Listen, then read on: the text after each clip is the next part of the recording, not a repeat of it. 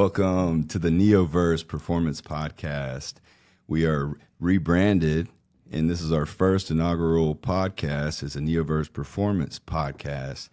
The NeoVerse consists of Neo-Life Physical Therapy, NeoFit Performance, which is a sports performance, human optimization, and then we have Neo Golf, and that's our kind of branch of Neo, a holistic, wellness, community-based system, but really focus on culture, community, and in social relationships, but also personal growth and accountability. So our purpose is to have interesting conversations with interesting people, and we really want to encounter some unexpected insights and wisdom. So today we have with us a very interesting and amazing guy. I've gotten to know him, spent some time with him. It is Eli The Idea Guy, right? So Eli is a Army veteran, and he is just a brilliant guy. He's a lucid dreamer. He's a father of two boys, just a good man in general. He's a community organizer for the PGA Hope, which is a community of veterans, and his role in that is to organize events in golf, golf events and just community events for that get veterans together and give them a common community to connect, and it's a part of health, and it's a part of performance per se, human performance. So Eli the Idea Guy, thanks for being with us. Thank you. Thanks for having me. Recovery is another thing to add. Recovery. Yeah. PGA Hope did a lot for me. I met your partner, Alan, through that program and developed a very good relationship with him. And his boss asked me, he showed up to one of the Grand Bear PGA Hope sessions, and he came out every week. And towards the end of the session, he pulled me off to the side, and he's like, Alan tells me you have a lot of good ideas. And I'm like, oh, yeah. And he's like, we really want to expand the program, right? We want new people coming in, but we're kind of getting the same old people signing up over and over and over. Do you have any ideas on what we could do? And I was like, well, you're kind of limited by the PGA Hope program itself, because you're paying for a program. You only have so many slots. You have a set time. What if just like once a week, one of the golf courses was saying, hey, we'll host some vets for a reduced rate and just let them play some golf, right? And he goes, that's a great idea. You should make that happen. And I was like, oh, yeah, okay. But you got voluntold. Yeah. But my response was, PGA Hope has done a lot for me. There's nothing I would love more than to do some more for PGA Hope. So let's do this. And I put together an event. I had 12 people at the first one. And the night before the first event, I went to practice piano. I'm trying to learn piano because my 11-year-old's learning piano. And by me learning with him, it kind of keeps him motivated. But I dropped the dang bench on my foot and about broke it. I thought I broke it because I couldn't walk. I had to crawl to the bedroom. I had to get a cane. I had to go to the ER and get x-rays. And I almost missed that first event, but I showed up right before they're teeing off on crutches and got them started, right? And so I thought it was done from there. I asked all these people to come, and they show up early, and they're like, where is he? I'm at the ER getting an x-ray. That's where I am. But no, since then, I have an average of about 12 people show up at each one. And now I have regular contact with Sunkist, Rory, Grand Bear, out Rory there, Nelson. the GM. Alan and you at Neo give us an indoor facility, and then I just landed one Wednesday a month at Diamond Head, Pine Course. And that's how we got connected. Neo Golf sponsors PGA Hope, and we offer free events. We do little, I guess you could say, seminars, like what we did the day I kind of met you, or we got kind of connected was, I did a little 15, 30-minute fitness warm up, and then how the body's connected, like important in the golf swing, like being aware. You go out there, you think you're just swinging a club. Nobody's aware like how much of your whole body is involved in the golf. That's swing. right. Yeah, it's So a real. It's cool to see your side of that. Sure. Yeah, man. And I think that's really like on my side of things. It was like, hey, this guy's kind of cool. You know what I mean? Yeah. And what we obviously we share some of the same energy waves, and so I think that's kind of what that first mingling was about. Yeah. Yeah. Yeah. And I think too, when you're around people and you have a heart to help, it's easy to recognize real, or it's easy to kind of like, you connect with those vibrations. And so that's why I'm really excited to have you on, because we kind of had talked about so much amazing stuff. And I kind of want to just jump right into the lucid dreaming, because I know there's a lot we want to talk about as far as your endeavors into AI, which I think is purely fascinating. And I think it's just at a time where a lot of people are trying to sort that out.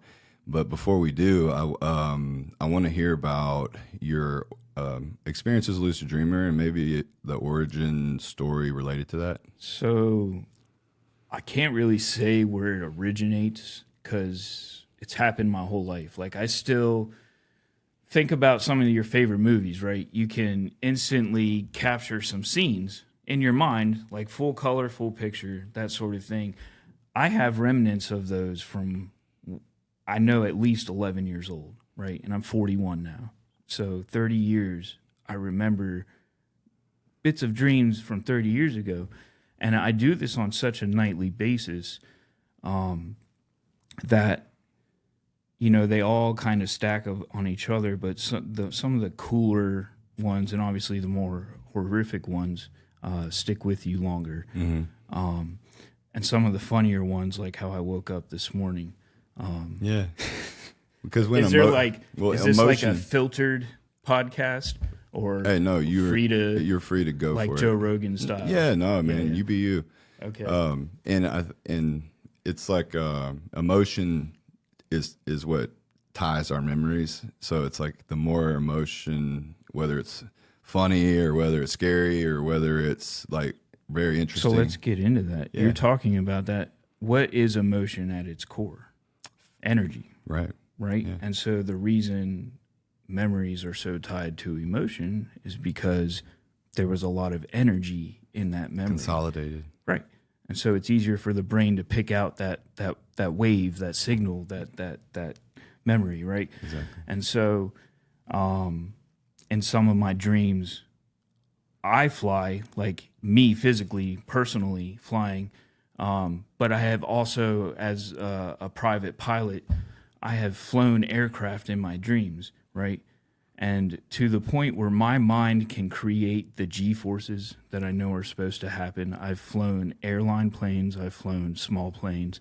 The coolest dream I've ever fucking had as far as flying, I was in a fighter jet flying through the mountains of fucking Montana, just like at the tips of the peaks, just like weaving in and out. That was amazing, right? Wow. But I get to live stuff like that. And for a long time, it wasn't all pretty because of my experience with the military. My wife and I were both in the Army, and my oldest son was a 1 pound, 7 ounce micropreemie. He was born at 24 weeks gestation. My wife had a placental abruption, right? She was in the hospital. Well, first of all, she was having pain, and the Army kept ignoring it, just telling her, giving her ibuprofen. That's like their fix for everything, and telling her, you're okay. And then still making her do all full PT, all this, all that. Well, then she started bleeding, and she got hospitalized, put in a bed. And 3 weeks later, they transferred her to UNC Children's Hospital from Fort Bragg. Excuse me.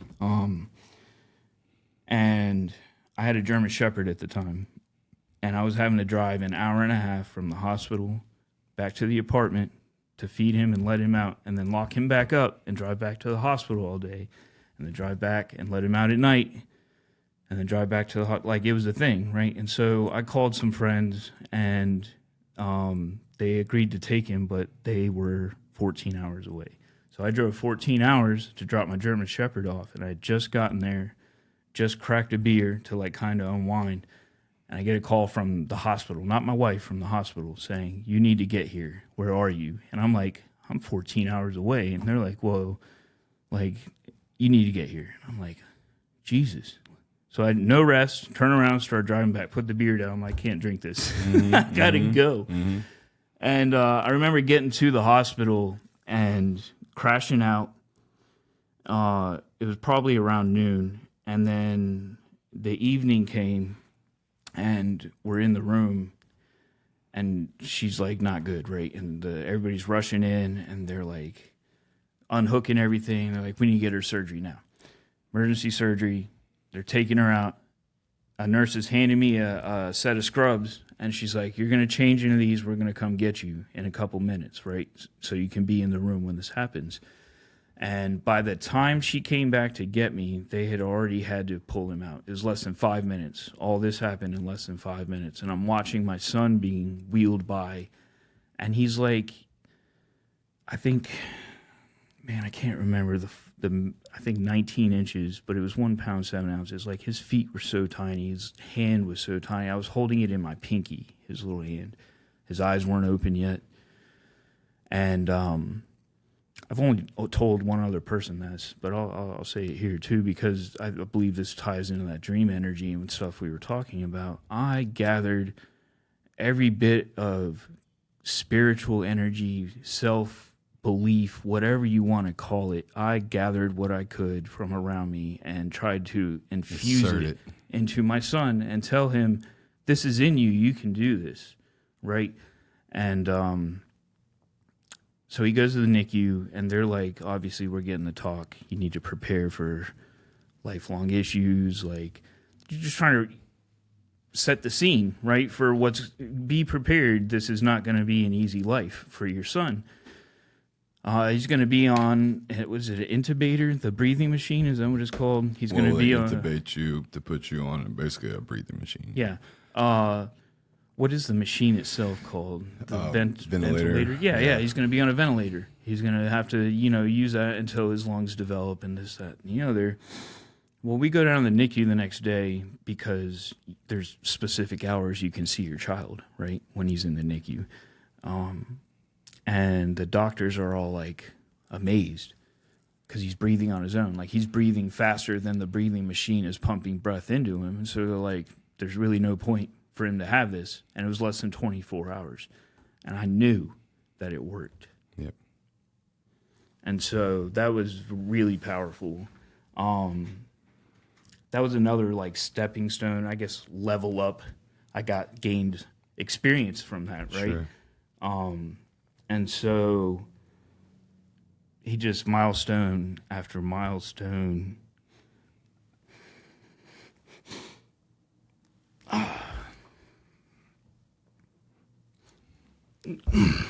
Take your time. Now he's taller than me. He's so smart. He's my buddy. It's awesome. Excuse me. It's all good, man. But, yeah. So things like that are possible. Right? They are possible. Did I do it? I don't know. He probably did it on his own. Yeah. But I tried. Well, right? It's a connection. And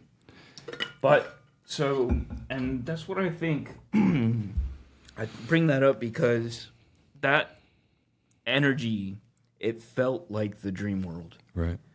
Things in the dream world, they vibrate.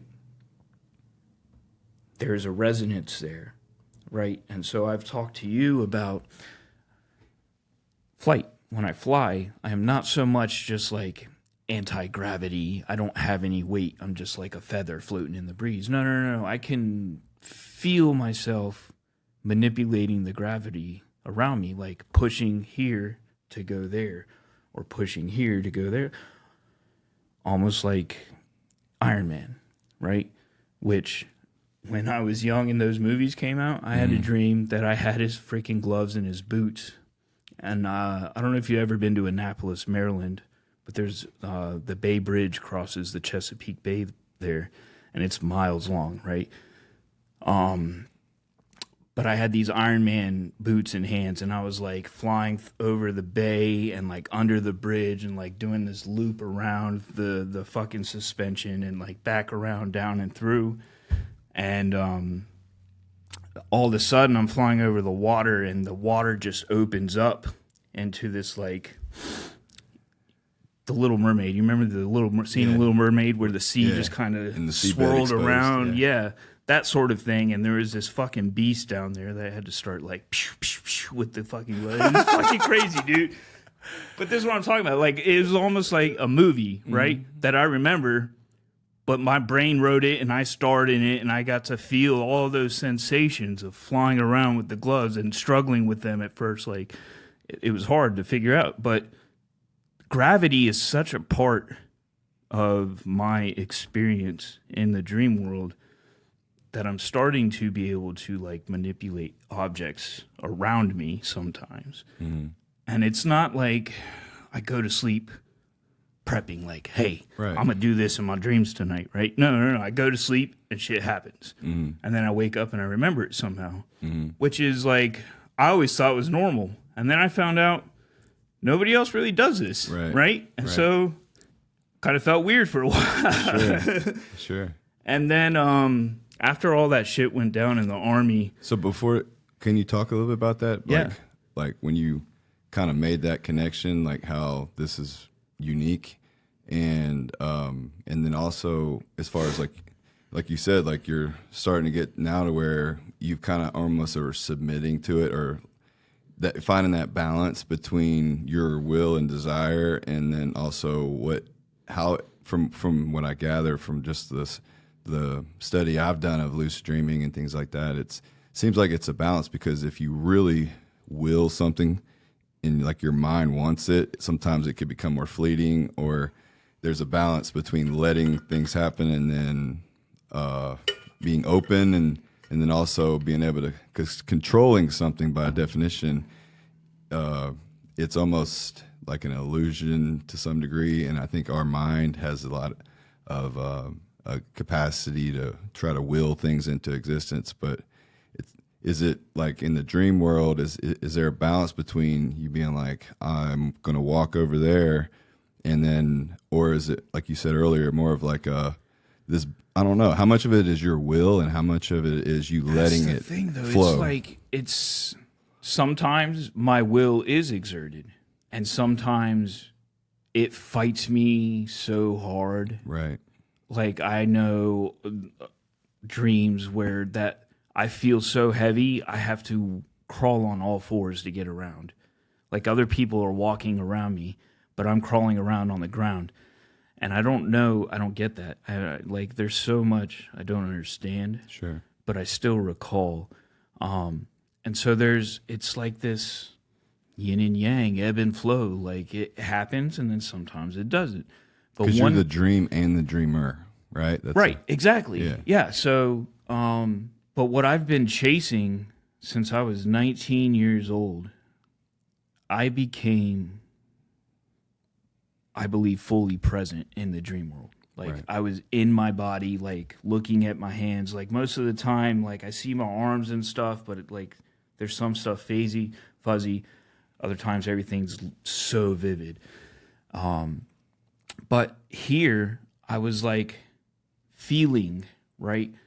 Sometimes I feel bits and pieces, but this was constant. And then all of a sudden, I don't know why, but I thought, well, if I'm here, I could make a fountain appear right there. And all of a sudden, there was this giant fountain just spewing water in front of me. And then, like, it started happening to where everything I was thinking of, a nice house. I'm in a nice house. A nice car, there's a nice car. A beautiful woman, there's a beautiful, like, and the shock of it all woke me up, right? And since 19 years old, that level of consciousness has not occurred again, but pretty close. I am like more consistently closer to that state than I did that at 19, and then it took me until like 35 to do it again, right? Would you say shock and awe? Yeah, Absolutely. Like, how do you dream about being in space when you've never been in space? Mm-hmm. Like, I floated in the darkness, staring at distant light. Galaxies. Just like floating through space. And so it's like you know it, but I know where I am, and I don't know how I got there. And then when I was floating through space, I knew I needed help, right? And then before I know it, I'm pushing myself towards this object in the distance, and it's a ship. And then I'm in this fucking spaceship. And it's like, imagine a round room, right? And there's screens on the sides of the round room. And then the front is like the bridge and the controls and all that. And I'm just like staring at all this. And I'm in there, and it's just me. But the screens are like playing places I think I might want to go, right? Like, I don't know, man, it's so weird. But it's always that point where I start to recognize that I'm dreaming, that you kind of get booted out. You know what I mean? And then didn't you say that you encountered kind of a gatekeeper? Some kind of gatekeeper. So this was very recent. Within the past week, I'd say. They all blend together, dude. Sure. But I'm dreaming, and back to this flight conversation, I'm pushing myself around, and I become aware that I can consciously recognize what I'm doing. Like the code is in my brain, right? And I'm reading the code, and all of a sudden, I think of my friend. I call him Juice. We'll call him Juice. Because we have conversations about my dreams, and he's very into the astral plane and people's energies and stuff. Excuse me. And I thought of him in the dream, and to like consciously think of someone else, like when you made that comment, I am both the dreamer and the dream, right? Mm-hmm.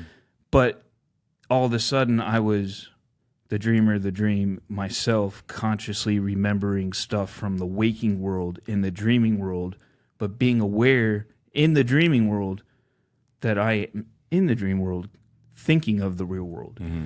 Like I'm on that side of the mirror now, looking back on this side, me in the bed. Mm-hmm. That is the trippiest shit. And I struggled with this for a long time, and I'm sad to say I never get some rest unless I take a pill. Mm-hmm. I went 8 years, like, I'm never asleep, right? I'm awake during the day, and I'm traveling during the night, right? And when I wasn't taking sleeping pills, I already had very little sleep, like 4 or 5 hours, and then that's it, right? And then after all that shit went down in the Army, that built up energy, I believe, found a way to release itself in the dream world, which led to more experiences. Here's another crazy freaking story. My wife went to her sister's house in Portland, Oregon, this past August for her 30th birthday, her sister's 30th birthday. Hold on. The gatekeeper, finish that thought. Oh, I'm sorry. I have ADD. Yeah, it's okay. I'm flying. I'm flying. I want to just I'm flying. Thank you. Keep me on track. Yeah. I'm flying. And I'm consciously recording this. And I think of John. That's where I was. This connection I made to the real world. And I knew there was a way for me to transmit the data from the dream world to the real world. And as soon as I made that thought, like I sat up. Like people talk about, I sat up in fear. No, literally, I sat up and grabbed my wife, like grabbed her arm. And she's like, what's wrong? And I'm like, I just need to touch you for a second. She's like, what? And I'm like, I need to ground myself. Just give me a second. She's like, what? I'm like, I need to know I'm here. She's like, why? And I'm like, I just got thrown out of a dream. And she's like, what? And I'm Christian. Like I was making this mental connection. And when I made that connection that, hey, you're in the dream world right now, but you need to tell yourself this, I saw this face, and the face was burned into my eyes right before I woke up. And it's this chiseled, like muscular face of a man-looking creature, but he has two spiraling horns up at the crown of his head, right? And I know he's not evil. Like, you see it and you know demon, as we know, as we define it here on earth and as people, but not demon like, that guy's going to eat me, oh my God, run away, like K-pop Demon Hunter crap. Mm-hmm. No, like, he's just not human, right? And so that's the word my brain gave him. But the feeling I got was he was kicking me out. You're not supposed to do that. You are not supposed to do that, right? And he was pissed. Anger is what I felt. But not in like I'm evil, angry, want to destroy you, like, what the hell were you just doing? You shouldn't do that, right? And so now, like, are they watching me? Am I in trouble in the dream world too?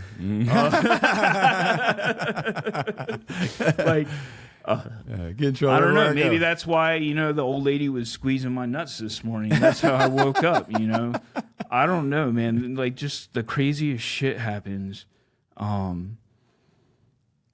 to me, and it's both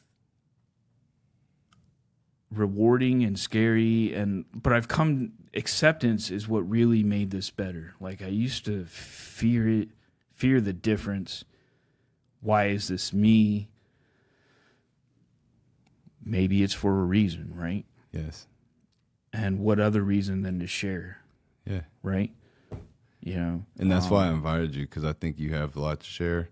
And I think that your experience being so unique is really important to acknowledge that our differences and the things that are like totally almost make you say that no matter what they are, right? Like, why me? Well, that's your gift. And that's the thing that makes you so special. And it's also the thing that I think God is pushing you to develop as a gift, because it's a gift and you're meant to embrace those things. I would like to hear a medical professional side of all this, because I've told my friend John, but he's just like me. Like, he's very, very smart man, and according to him, and I believe him, he can astral plane. Like, he can send himself there. You know what I mean? But he doesn't have. My abilities baffle him too. Sure. And he spent the last decade reading book after book after book, and it still baffles him. Sure.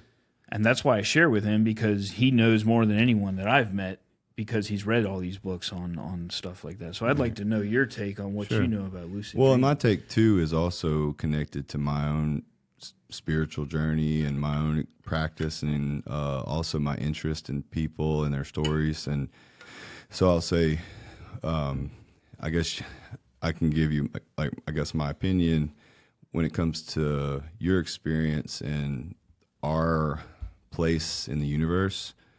I think that God's energy and the experience that we have in the non-physical world and what we, in a sense, are a part of it's so much bigger than what we can imagine. And I think it's scary. And I think that most people live their lives avoiding that truth of what we really are. Yeah. And, yeah. And in some That's hard though, isn't it? Yeah. It's hard to accept.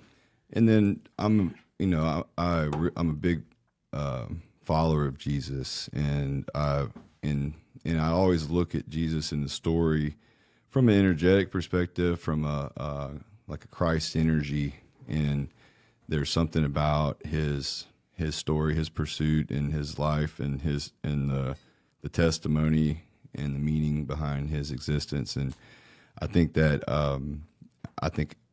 it was all part of information to give us a guide and to give us rules to follow, and almost in a sense, like his journey was an awakening and a remembering of who he was and what he was part of, because he was born in a human body and was a child and was raised and had essentially a life, and his life was essentially a journey of remembering the true nature of who he was. And I think a lot of what he was telling us was that God is within us, and in a sense we are a part of something. And that's why I think our brain and nervous system is conditioned to generate emotions that match the pattern of the Christ life, of essentially like our dopamine rewards come through giving, and we get, for instance, fourfold dopamine release when we actually give a gift versus receive it.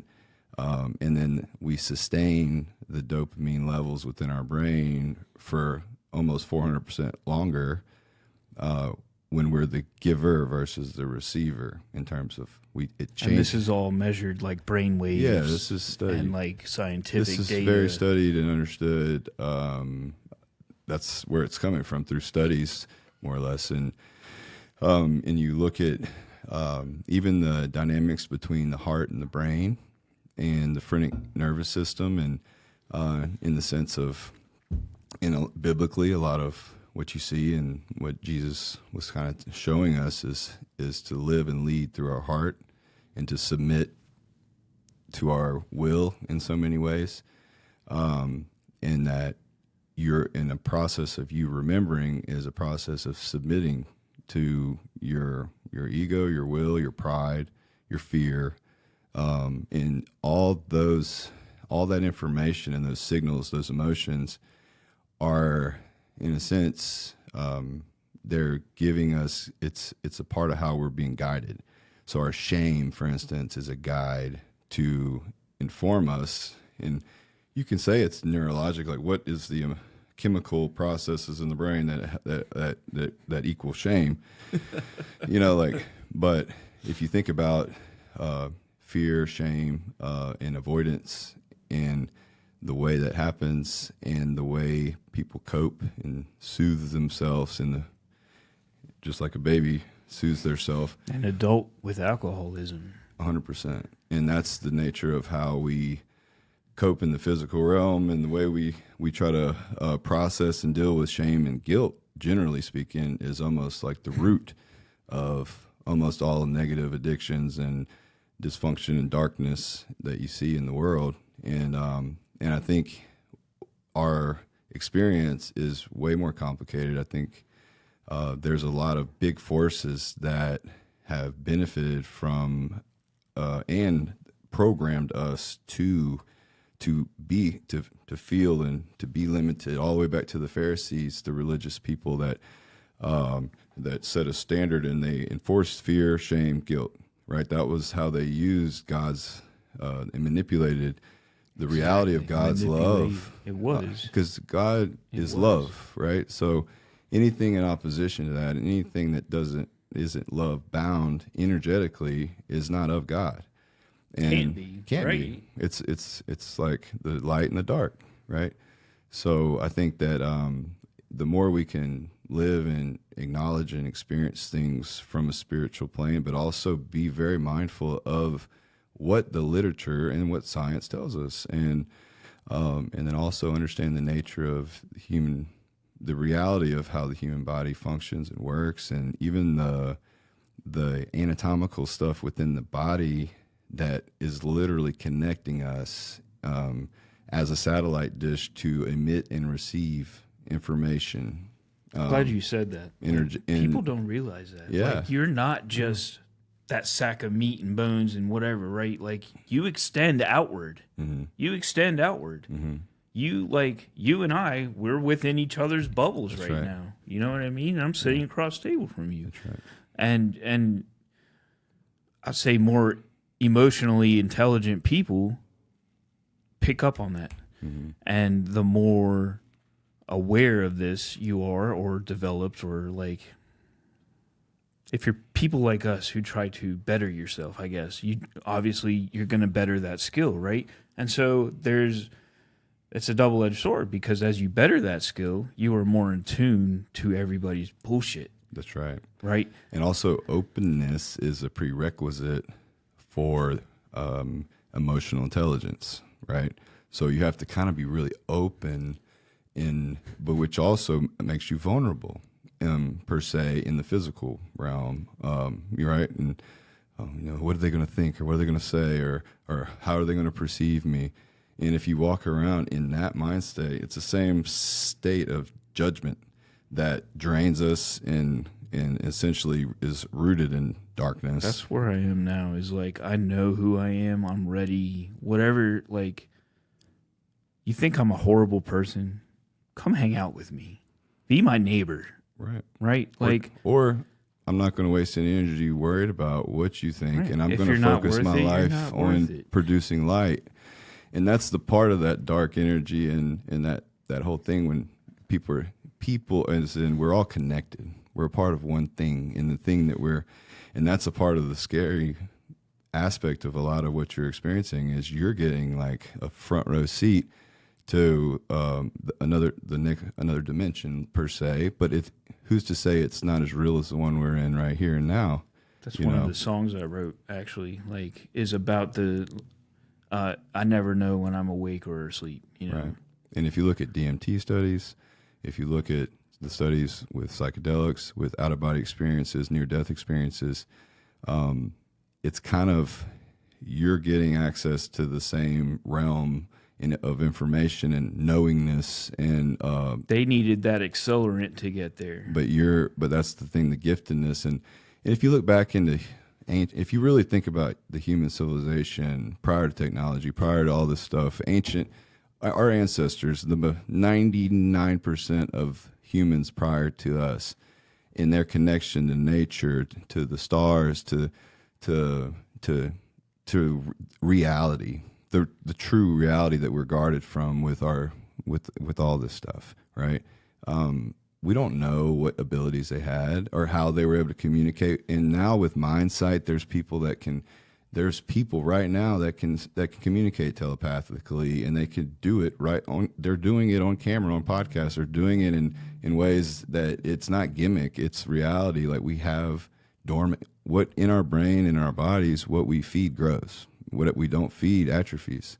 But that doesn't mean it doesn't exist. And a lot of the work I do is helping people reconnect with. I'm telling you, you're not creating something, or you're not facilitating, or you're, in a sense, like, you're reactivating things that already are deep within you, that we have these dormant abilities. And some of accessing those is first, we're a manifestation of our belief. So if you say it can't happen, then it won't, right? Yeah. But then also, if I'm so open and all this stuff, and I'm in this, it's also, like I said, there's an inevitable kind of vulnerability there, because you're now exposing yourself to judgment. But I feel like what we're being asked to do is to learn how to become observers as God is, right? In a sense, that's the Christ energy. It's the part of us that can sit back and observe ourselves, can observe others, and sustain and alleviate judgment. It's two different. That's the mind can produce judgment, but the part of us that's the highest, divinest, godlike part of us is an observer. It's observing its creation, right? And so I think part of, in that dream aspect, that's that balance of observing, but yet if something within the dream is judging by nature, it's kicking you back to the physical plane, right? You see what I'm saying? Right. So it's like, that's what's so interesting to me, because there is this balance and dynamic between all these different places that we're talking about: the physical, the astral, the physiological, and there is a connection that in a story that makes sense, that we're in a time and culture where we're going to watch these conversations not just be dismissed right out the gate, or not just be looked at as like, because the people that are most critical are the ones that are the most closed for it. Why are they closed? Because they're scared. There's stuff like, it's scary to think that I'm not as important or whatever labels that or stories. What I know isn't actually important. That's right. You know, everybody wants to know something. They want to be the one who told you first. Mm-hmm. Why? Right. Why? And I want credit. I want to have intellectual property rights over this. I don't believe in that. I believe we're conduits, we're funnels, and energetically, that's all we can do in a sense, because we are all connected, and in some sense, we're one and the same. We're part of one and the same thing. We're literally one and the same spiritual network, energetic thing, right, that we're connected to. And I think that it's a privilege to have a human form and to have this experience. And I think we're meant to in a sense, a lot of the suffering we endure is where that's where the most learning occurs, you know?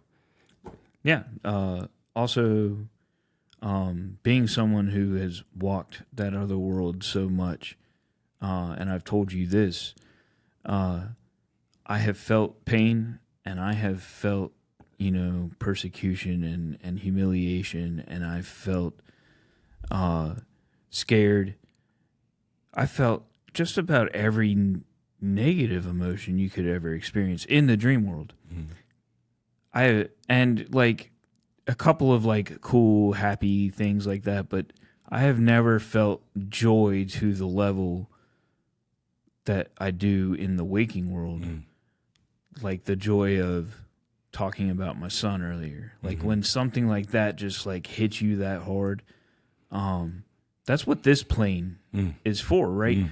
And it ties into what you're saying is we're connected, and we can't get that joy unless, I can't give myself that kind of joy. I mean, some guys try every day, but well, it's through that it whole. was a joke. Yeah, sure. Bad joke. The point is, we try, right? And we need to come to a place where we recognize that we are connected. And that's what, when I dream, it's not just me in these dreams, Robby. I've been in cities driving down streets and I see street names. I read somewhere sometime that there's a reason you don't see words in your dreams. And I'm like, the fuck are you talking about? I see shop signs. I go in a store and I'm looking for my beers, and I see, I walk in a mall. The mall is filled with people in my dreams. I can go into a store. The store is filled with objects in my dreams. Then there's people walking around and shopping and talking and interacting, and I'm aware of all of this, right? And I'm looking at that snack right there. In the drink cabinet, I'm looking at some drink. I've never seen that beer before. Oh, that's cool. Shit like this is going through my mind, and it's happening like this and this and this and this and this. But the water, I've never been a sailor or in anywhere cool that has emerald green waters, and I've been kayaking through these fucking pristine green waters, and I've been on these expensive ass boats just sailing across the sea, just vast ocean around me, and my mind is creating the waves and the ship and all the people I'm hanging out with on this yacht. I've been on a naval ship. I was never in the fucking Navy. I've never been on a naval boat. But I'm walking through these compressed hallways, and I know I'm a sailor for some fucking reason. So in another plane or in another universe or whatever it was, I was a sailor at that point, right? I've been a pilot, I've been a sailor, I've been all kinds of shit, and that's just I've been blown up, an attack has happened. In one of my dreams, some fucking terrorists hid some missiles inside a Reese's truck. And that was another logo. I'm Reese's doesn't have trucks. It looked like a fuel tanker, and then all of a sudden the back starts lifting up. I was in a Patriot missile unit. That's how they lift up. And the back of this Reese's truck is lifting up, and then all of a sudden missiles start popping out of it, right? And I'm what the fuck? And duck and cover. And then you see the ball of flame coming towards you, and it's blackness. I didn't wake up. They say if you die in your dream, you die, right? Well, I'm still fucking here. Yeah. Right? So I don't know, maybe someone else, I don't know. But I remember the blackness. Like, did I just die? Yeah. It's black. It's quiet, right? Or maybe I'm just dreaming that I think I died. Yeah. I don't fucking know. I know I've been thrown in a vat of acid before, like persecuted. I don't know why. It was like a mob mentality, but like I was literally hoisted up in the air by this mob and thrown. Oh, no. I remember now. See, and it's like talking about that brings back a snapshot. Right. It was like a post-apocalyptic situation, and for some reason, it was like one of those things in the cartoons where they're going to throw someone into the volcano to appease the gods, right? Mm-hmm. That's what this dream was, kind of the theme of it was, if one of us gave themselves up to go into that acid, like everybody else would be okay. And I was like, fuck it. Go ahead. Like, and then they picked me up and they threw me in there, right? Yeah. Weird shit. And I don't want to be a martyr. Like, I want to wake up tomorrow. What was Jesus? I don't want to be. But it's no, but I get it. No, but in a sense, it's like we are that though. We need to be. I think it's come from in that. part. We have to condition, learn, share, and grow until the point that we find acceptance and peace with that. In a sense, maybe we're meant to have that level of understanding what we're part of to be a martyr, to sacrifice yourself for the greater good or the whole or whatever that may be. But it's like, in a sense, that is like the biggest sacrifice, to say like, hey, I have so much faith in what's next that this is not as important to me as what the bigger picture is in terms of spreading light. Oh, yeah. I got distracted again from my original point about everybody to the point of detail, and it comes back to us being connected, right? How could all these people be in my dreams? And I see some people I knew, like, as a teenager or a young man, but I haven't seen them since, like, the early 2000s or before that, in the 90s. But I'm hanging out with these people in my dreams, and it's because when we interact, we take a piece of each other as we go, right? Mm-hmm. Well, we have that ability to. Not everybody can or will. Some people leave some shit on you, and you didn't ask for it, right? And they didn't know they did it. Well, sometimes they do, but sometimes they don't. That's right. You know what I mean? And so you kind of have to cleanse yourself of that. That's right. And one of the conversations Juice and I have had is he's like, so we talk about these toroidal fields that we are, right? That's we right. are. It comes out the crown and it spirals back around to the feet, and it's ever evolving out to both sides. Right. And so there are creatures out there that seek our energy, right? Mm-hmm. And they live in that plane between planes. It's kind of here, kind of not. And within they people can't physically affect us, but they can energetically affect us, right? And so they're out there trying to feed negative shit into us because it feeds them that reaction that they're seeking. And so if you don't mentally prepare yourself for stuff like that or guard yourself against that, for some people it's just being a good person. Like, it comes naturally to them. Well, it's really the balance between the empath and narcissist, right? That would be a good way people could connect to what you're saying. Balance is everything, though, right? Mm-hmm. So if you go too far one way, then you're out of the loop. You go too far the other way, you're in a hole, like an emotional hole you can't get the fuck out of, right? Mm-hmm. And some people never do. Yeah. Like, I know a lady, my heart breaks for her because she lost her 12-year-old when he was 12. Like, he died. And it was because his asshole of a father, he had muscular dystrophy, and his father put him in a swing. The kid's in a wheelchair his whole life. He has zero muscle structure. Puts him in a swing and pushes him as high as he can go. And, like, this was a man that beat her their entire relationship. Like, not a good man, right? Mm-hmm. And he thought it was a good idea to do this, and his son falls out of the swing and he dies. And this woman no longer has a child, you know, and that has affected her future. She's still in that hole. And I'm not saying this to narc on it. We have to be empathetic of that. Mm-hmm.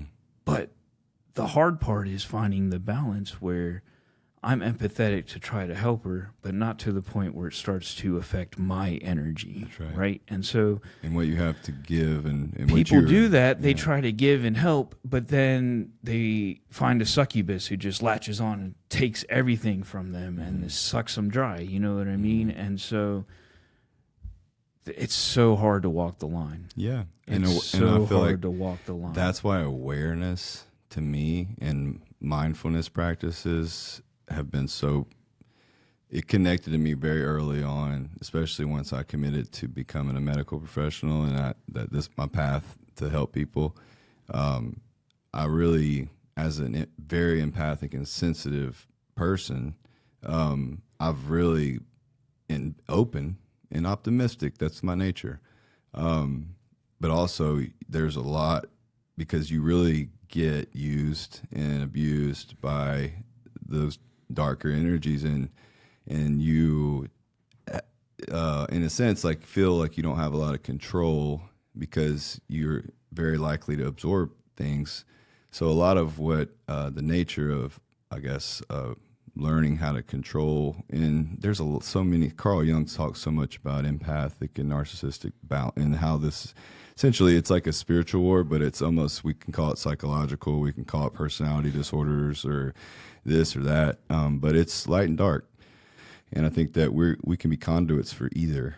And I think that when we store pain, shame, guilt, and we don't have the capacity to have awareness to face those things and to face those and to understand them and learn from them and uncouple it. And it takes opening myself up to talk about it and to face it and to cry and to maybe suffer in the moment of, you got to feel, we're here to feel what's there. And then there's a process of, then it's just like when you're a kid and you have those strong emotions and your parents kind of sort it out for you and help you negotiate it, and you calm your nervous system down, and all of a sudden you start to feel a little better, and next thing you know, you're just slowly able to resume life. And then as we become adults, we kind of forget that that part of us is still that child, and it's the core of us in a sense. It's where we started. And just like we talked about the other day, we all start off as little narcissists because we're helpless. And in a sense, like a baby is the consummate narcissist. They're just because it's how we start. All of us, we start off very selfish and needy because we are. And then obviously what you learn as a parent especially is that you start to notice that there's adults that they're just babies that are in adult bodies. And in a sense, like a lot of adults with strong narcissistic traits are they're just stuck at that inner child, that baby, that selfish, needy, scared will never change thing is still kind of at the will. And they've lost the capacity and ability to create the openness that they need to and embrace empathetic ideas, because to that scared, needy thing, opening in empathy is now creating an avenue for me to experience more pain. They shut themselves off. So it becomes a battle.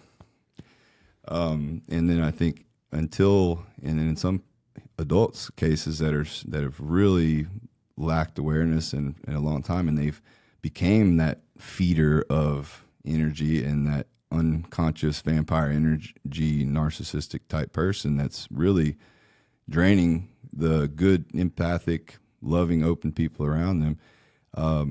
How does that, at some point, how do you face that and change that? Because it's almost you've reinforced this loop of responding to things into being so scared to be wrong and so scared to lose the facade you've created, and you've almost invested your whole world, like you've put all your money in this account to embrace this idea that the world sees this mask and that's what's keeping me safe. And so if this mask breaks or I shed it and people see the real me, they won't love me and they won't accept me and they'll hate me. and they'll despise me, and it's all lies that have been reinforced within that mind. And so, but I think there is a path, and it all starts with submission to the reality that you have to submit to the idea of what we truly are, which is, and the idea of what Jesus is, right? And what he was telling us is that we are light, we are a part of God and this loving energy, and we are connected in this deep way. And in a sense, the things that generate shame and guilt within us are things that are selfish and essentially on that dark spectrum.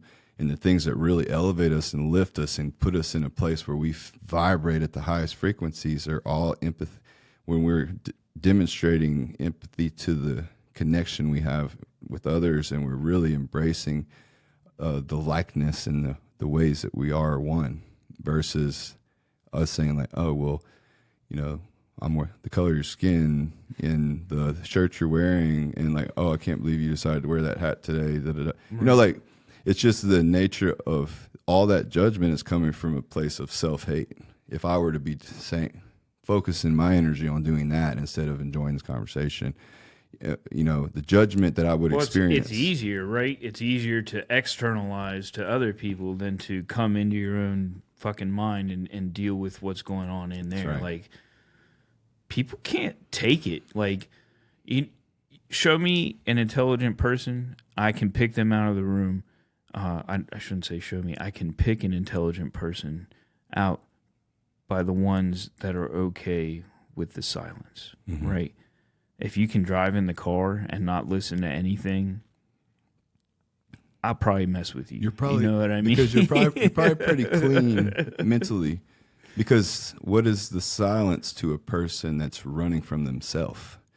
It is a place where you might have to look at the truth of who you really are. And if I can't allow that to happen, and that's the nature of that condition, right? Instead of in the silence is in the nature of, or maybe I'll say like, ooh, that thing I did earlier, that, because it's in us. Like, even the most darkest narcissistic person still has that. There's a fragment of light in there that's dying to come out. And we they're are our own fighting worst critics too, Yes. So it's easier to stuff our good selves down and like, I don't want to deal with that feeling, so I'm just gonna stay in this, like, if it's hate or pain or whatever that stuck mode is, I'm just gonna stay stuck. Or right? I'll deflect and deny. Or, and so it's like, I don't like the way this feels, so let me just go look at this stuff. Dismissive of everything. Like, just like, that's not going to work.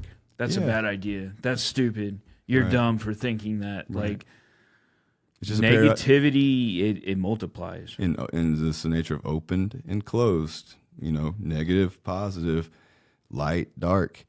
I mean, I think there's a duality to all things, but all of the things we're talking about are all the same thing. They are. It's the same. It's all connected to a pattern that we're involved with and attached to. And just like you said, the yin and yang, it's a balance of embracing the idea that there is a darkness in the sense of, like, I started off as a helpless, narcissistic little child, right?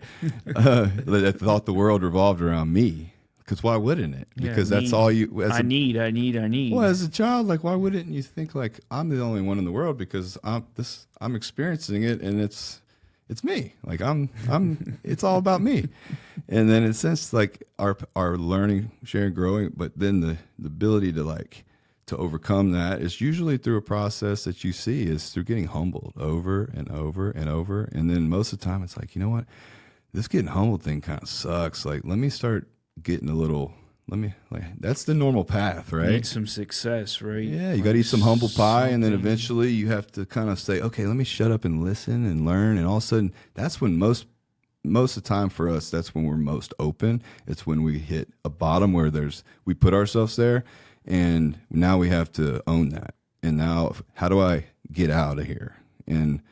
And then we start learning and trying to figure out a new way. And that's when our brain actually opens up new pathways to change. It's when the pain is so severe that we have to, right? Just like if I touch something hot, my body's going to withdraw because that's an acute hot pain. Clearly, my body withdrew before or I even cold. Right, whatever it may be. Extreme thing. And I think, but also I pulled away from it before my body did something, before my mind even told it to do it. It's a reflex.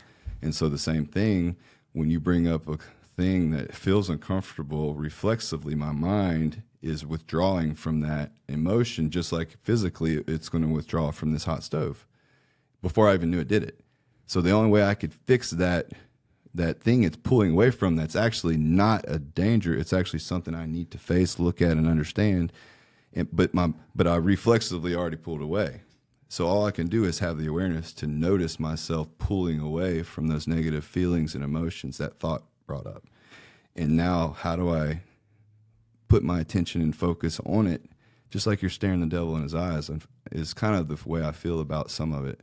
Because it's like, it's internal though. It's a battle only I'm fighting, but I have to find a way to look at this and sit with it. Just like if I was scared of a spider in the physical world and my heart rate's big and just being in the room, and then eventually the next day, maybe I get a little closer, settle myself. Okay, I'm done. All right. And then you do it again and again.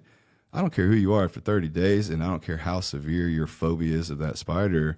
Next thing you know, you may even be able to, 30 days, you might even be able to hold the thing, and your actual panic response in your amygdala and your alarm system will actually not react so much because you're slowly desensitizing it by facing it. I give that to my son all the time. I'm scared. Of course you are. Like, you see me climb and cut down trees, right? I'm freaking terrified when I'm up there. Like, every second, my brain is analyzing how far and how fast I'm going to hit that ground if that rope gives out, right? Because I'm hanging from a fucking rope with a chainsaw, cutting a tree down like a dumbass. But, you know, I the point is I teach him that feeling is also energy, right? And so if you can grab a hold of it, like you're saying, instead of jerk away from it, it's powerful. Yeah. It's powerful. You can do some incredible shit with that. And I'll use an example because a lot of it is like people don't understand people that pursue scary stuff, whether it's like skydiving or mountain climbing or this or that. And I ride a one wheel. I'm a big one wheel person. It's like almost connected to my soul. It's like a therapy device for me. And the minute I saw it, I was like, this is for me. It's got one wheel and it's controlled by a gyroscope. And so it self-balances. So if you lean forward, it goes forward. You lean back, it goes back. But it's just this beautiful invention that is just like, I can't even explain how, because I can get on it every day, anytime. You don't have to explain. I can see the feeling in you. I can immediately flow. Yeah. I can flow on demand. That's what flying is for me. Right. Being in a plane. I can just get on this thing and I can go down my driveway down the road and I could, within minutes, breathe and I could flow. Like literally I can flow. Just like this, I create a little, like I just have this way of moving on it. And I can get back to the pureness of me, like the core of me that's not tied to my thoughts, beliefs, my anxieties, all the freedom, man. That's freedom. Yeah, that's true freedom. And right there. and I've learned how to find neutral, and with the help of this aid, I guess it's my personal thing.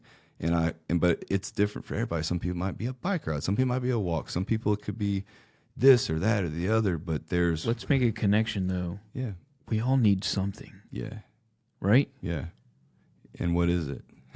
What is it to you? Yeah. Like that's a good question. Like find something that gives you that feeling. But also I'll have a moment on that thing, and this is what I was getting to, where I'm like, okay, where I'm really heavy that day or whatever, and I'm like really, I'm on that thing, and before I know it, I'm going a little fast, and I slip a little bit or I hit a rock, and I'm like, and I caught myself.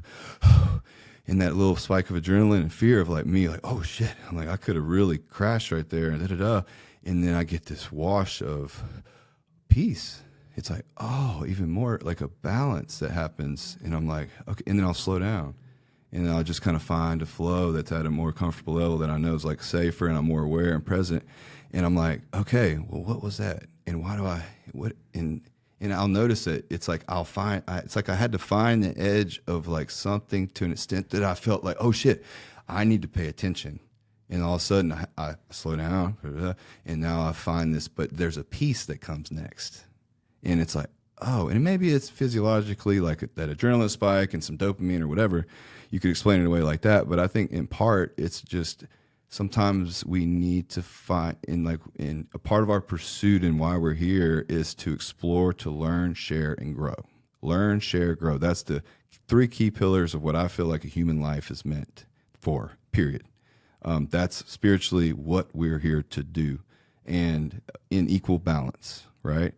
And I think that's a part of why physiologically, what is that? And I think that's a sign to me that this is a part of the design in a sense, because it's like I'm pushed the limit until I found an edge, and then I said, okay, there's the edge. And then it's almost like I got a reward of kind of peace and balance once I established that edge. I don't know if that's clear or it makes sense, but I think that's just an analogy to all the things that we do in life, and as men, the rewards and the things that I always pay attention to that. And even shame and guilt as a kid, I've always really been sensitive to it. So if I did something mean to a friend or this or that, like naturally I feel like it's within us. And as kids, we're more pure-hearted and spirited and more innocent in a sense, but I'd feel shameful. And maybe I'd go back to my desk and I'd be thinking about the thing I did at recess or whatever. And I would go apologize because I had to deal with this and I don't like the way it feels. And so I noticed, and obviously I was raised by some really good people. And then it's like, hey, I'm sorry, I was wrong. And all of a sudden it's like, I feel better. Like, what is that? So in a sense, like I'm actually looking to make myself feel better, but I need to address this shame because it's actually a signal from somewhere that's telling me that this wasn't right. And that's a part of what we're here to learn, share, and grow too. It's not about being perfect. It's about taking ownership of when we're not perfect. Oh, God. Right? And that's why we feel so much better when we apologize or forgive, because we're releasing, energetically, we're literally getting to let that go. But that shit's like gone out the window, right? I know. And we're getting less and less of it. And guess what? Culture is telling us, hey, no, I don't have to apologize. Even as grown-ass people, that's what used to make you a man and an adult, is like own up to your shit. Or a woman, like a grown-ass woman, an adult, still the same statement. Like, own up to your shit. I'm sorry. Like, mean it, though. Don't just say it. Mean it. Be it. Like, you don't get any reward if you don't mean it. That's right. Right? You're not getting anything out of that. You didn't learn jack shit. You will never grow as a person. You just continue being a piece of shit if you don't mean it. Like, find a way. Yeah. You know what I mean? Like, you're just wasting your time if you are not doing any one of those. At least try for one of those 3 things. If you can't do all 3, then whatever, that's the best you can do. Okay. That's right. But I have another piece of writing that I put down on paper. It's not just to do what you can. It's to do all that you can that matters, right? So I want to talk a little bit about your because you also are kind of gifted in a sense where even as a youngster, as far as with poetry and with your ability to create words and lyrics. Man, I have a connection with words. And I want to talk about this, but I really have to use the restroom. So look, let's take a little break and then we'll come right back to that spot, okay? That's a good spot. Yeah. I like it. And we're back. Yeah, so. Writing journey. Kind of began in, well, no, not kind of. It did. It began in high school. So I was in an AP class, advanced placement, trying to, get college credits in high school? In Delaware. But the teacher was such a jackass. Like, I couldn't stand the guy. I knew, like, immediately the first day.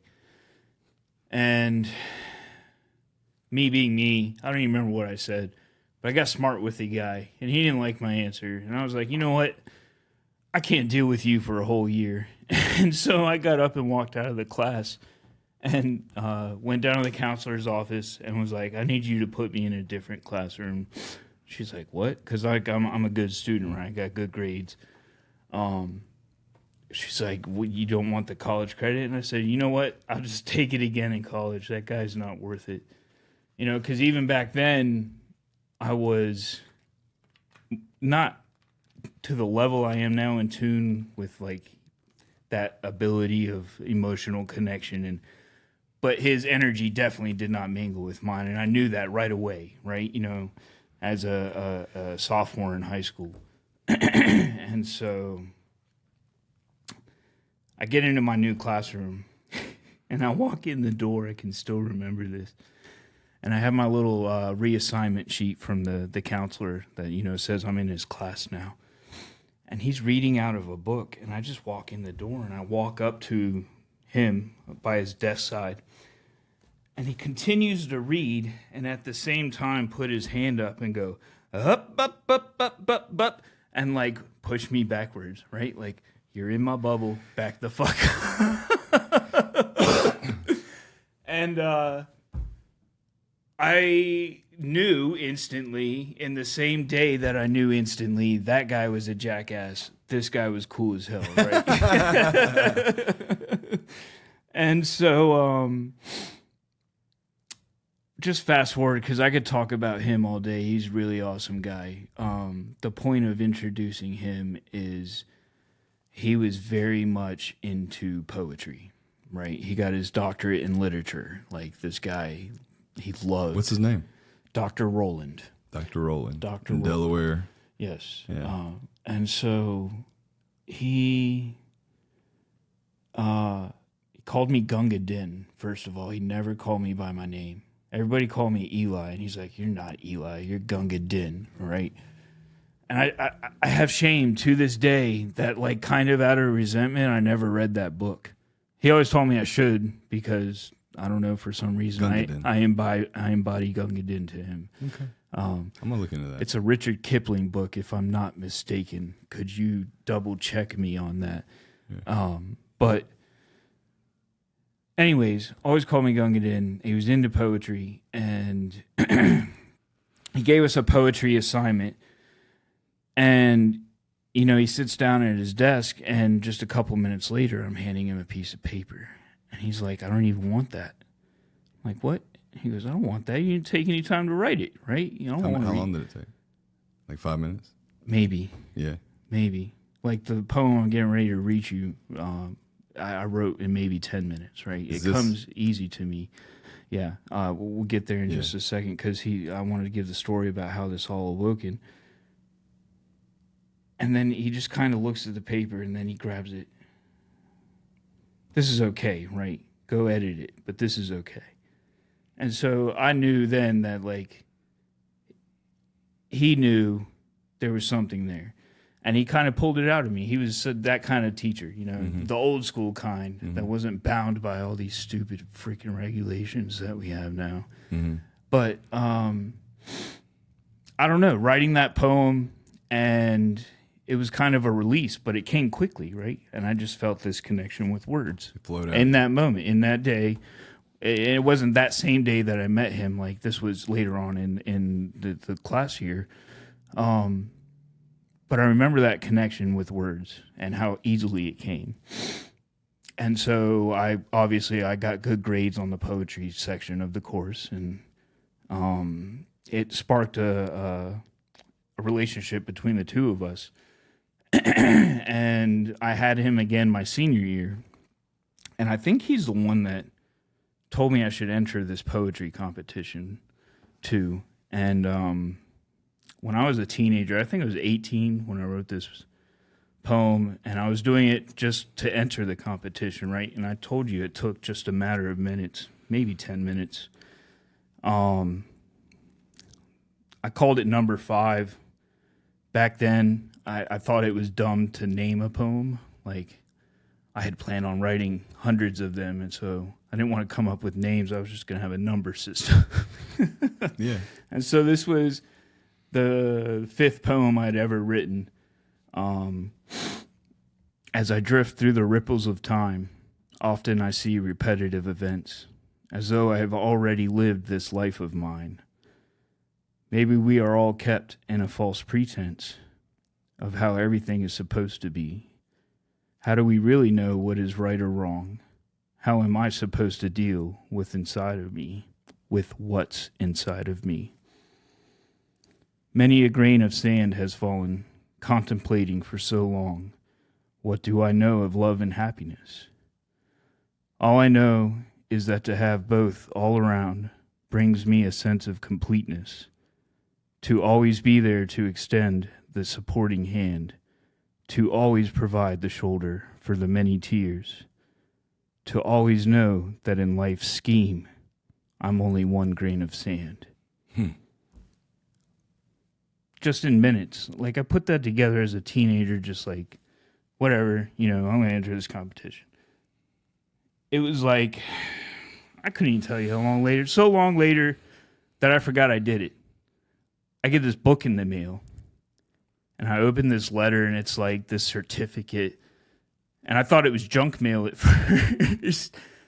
And it said Editor's Choice Award. It was this little award. I've lost that since in the many moves I've had. But it was just a letter, and the gist of it was the editor picked my poem out of like 19,000 submissions. It was his favorite, and he featured it on the first page of the book. And that was like obviously another powerful moment, And I talked about this earlier. Such a fucking crybaby. Those powerful times hit me, right? And they leave a lasting impression in our brain. But that was the 5th poem I'd ever written right there. And so you can see that all those years ago, I still felt like I do now. We are supposed to be the supporting hand, the shoulder for the tears, and we are only one grain of sand. But you know what? You ever held a bag of sand? You're also the beach, right? It's pretty heavy, You're right? the grain of sand and the beach. When the sand comes together, it's powerful. Yeah. What do we put in place of hurricanes down here? Yeah. Sandbags. What are they filling up? Sandbags. Why? Because when we pack together that tightly, when we become that close, we are still individuals. Each of those grains of sand stands alone. But we can stop the water. But we can stop the flood. Yeah. Wow. That's how I thought as an 18-year-old. And so now I have... Hold on. You just said something. Just give me a second. Yeah. Because I'm just thinking, stop the flood, but also think about when did the flood occur? When did the flood occur? The one that we all recognize that occurred biblically, right? Yeah. 10 to 12,000 years ago, right? Which is pretty well documented and understood. He pulled Gunga, didn't You're right. It is Richard Kipling, sorry. And then, actually, Batchy, go ahead and just plug that right in. Let's just plug in that idea of like, why did the flood occur, right? Why did the Great Flood. The Great Flood occur, and just see what pops up. I'm going to put the same into the AI and see what it says.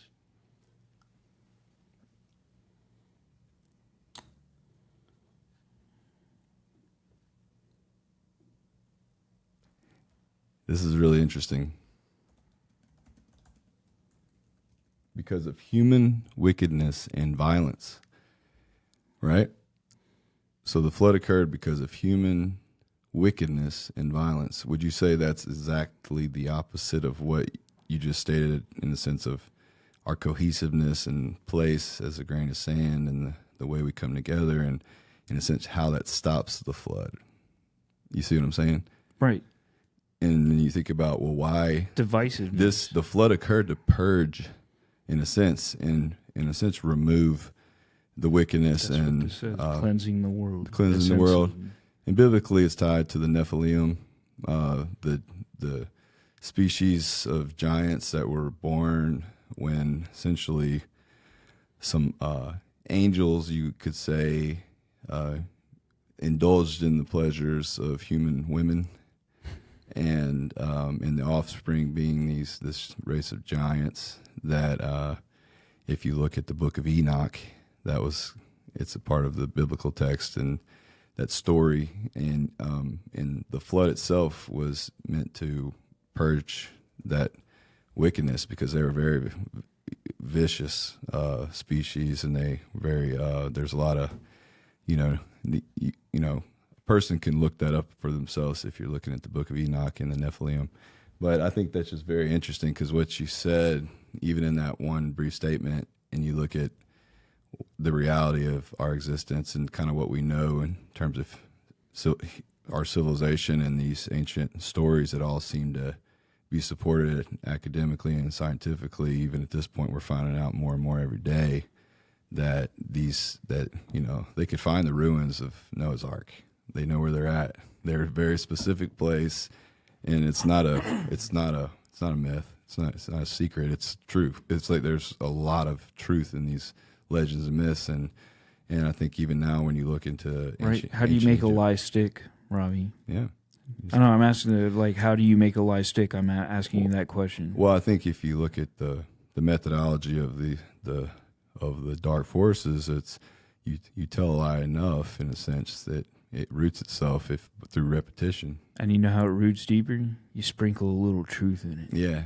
You sprinkle just enough truth in that lie, and it'll root, right? Mm-hmm. Because that's kind of believable, mm-hmm. right? And then the human brain does what it does. Yeah. And it grows that tree, that lie, into whatever we want to believe, because we want to know. We want to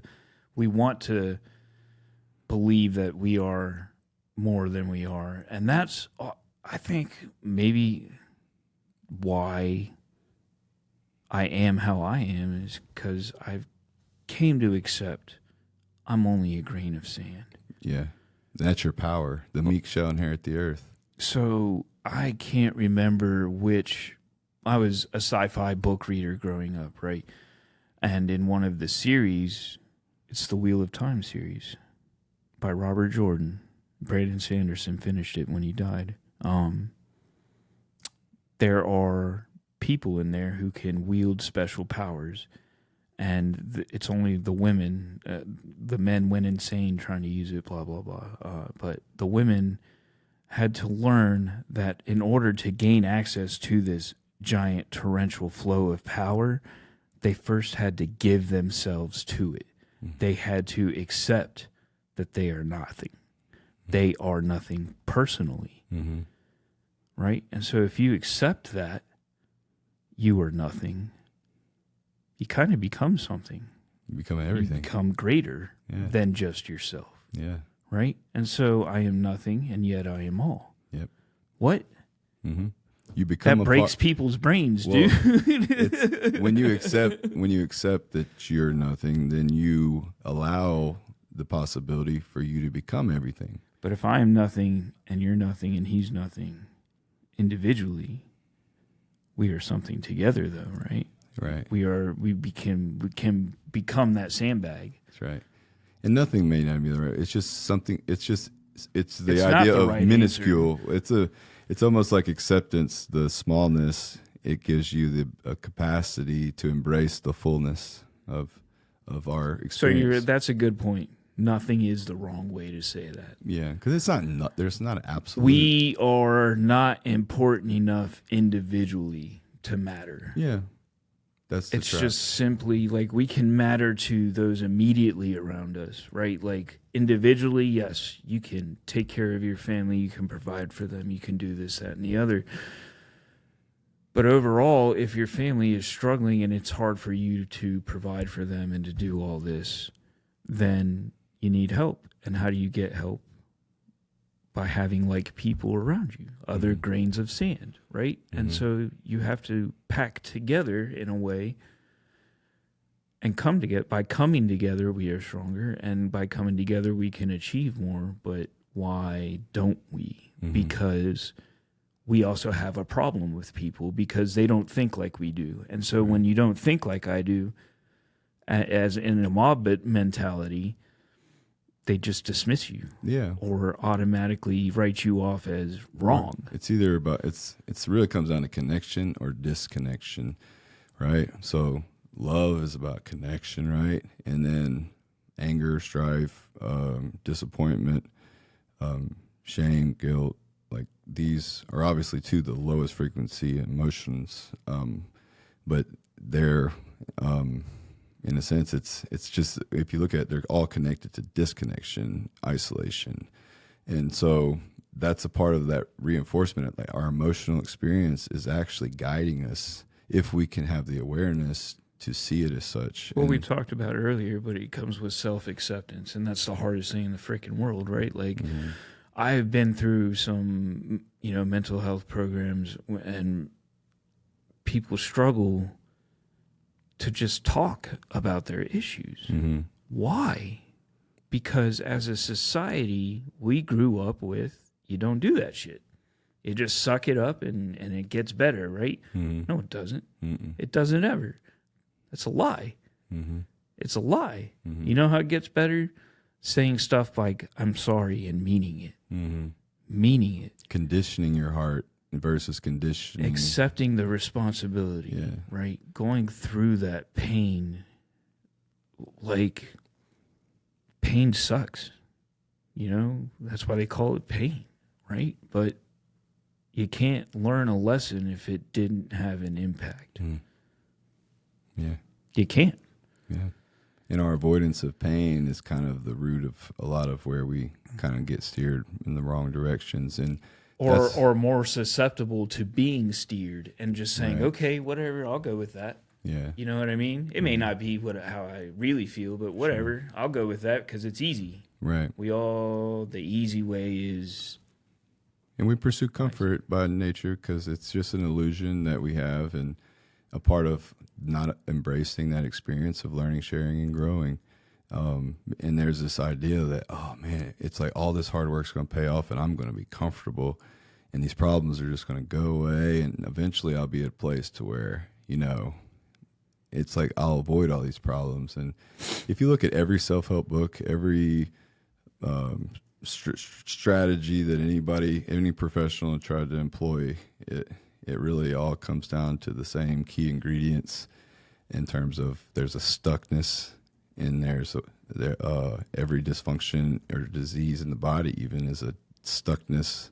Something's stuck. There's a lack of flow, and there's a consolidation, whether it's cancer, tumors, it's obstructions, right? And so I think the nature of if we're going to be a good instrument that can perceive and emit vibrations, obviously, let's say as an instrument, if you thought of it as such, there's a process of alignment energetically, but it has to happen physically, right? And if you look at practices of yoga, tai chi, qigong, it's all of this physical expression, but if you look at it, it's a balanced movement, the progression through full spans of motion that facilitate flow, fluid flow, energy flow, breath flow, blood flow, right?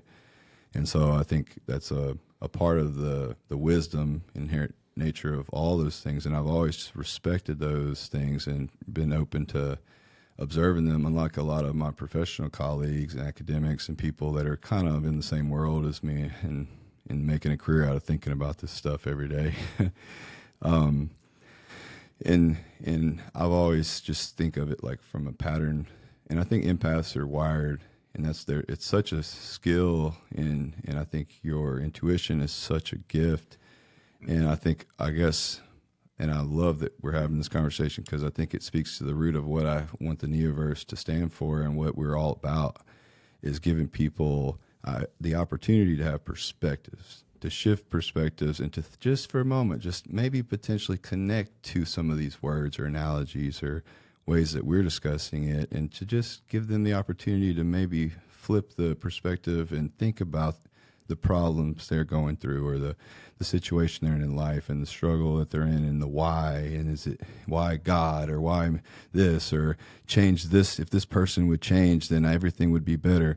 Those are all these like illusions that if you look at it, it's if we can, any person can put ourselves in a perspective of seeing that, we can, well, maybe this just, I could think about it from a different angle sometimes, and that could be the thing that gets me out of this stuckness, right?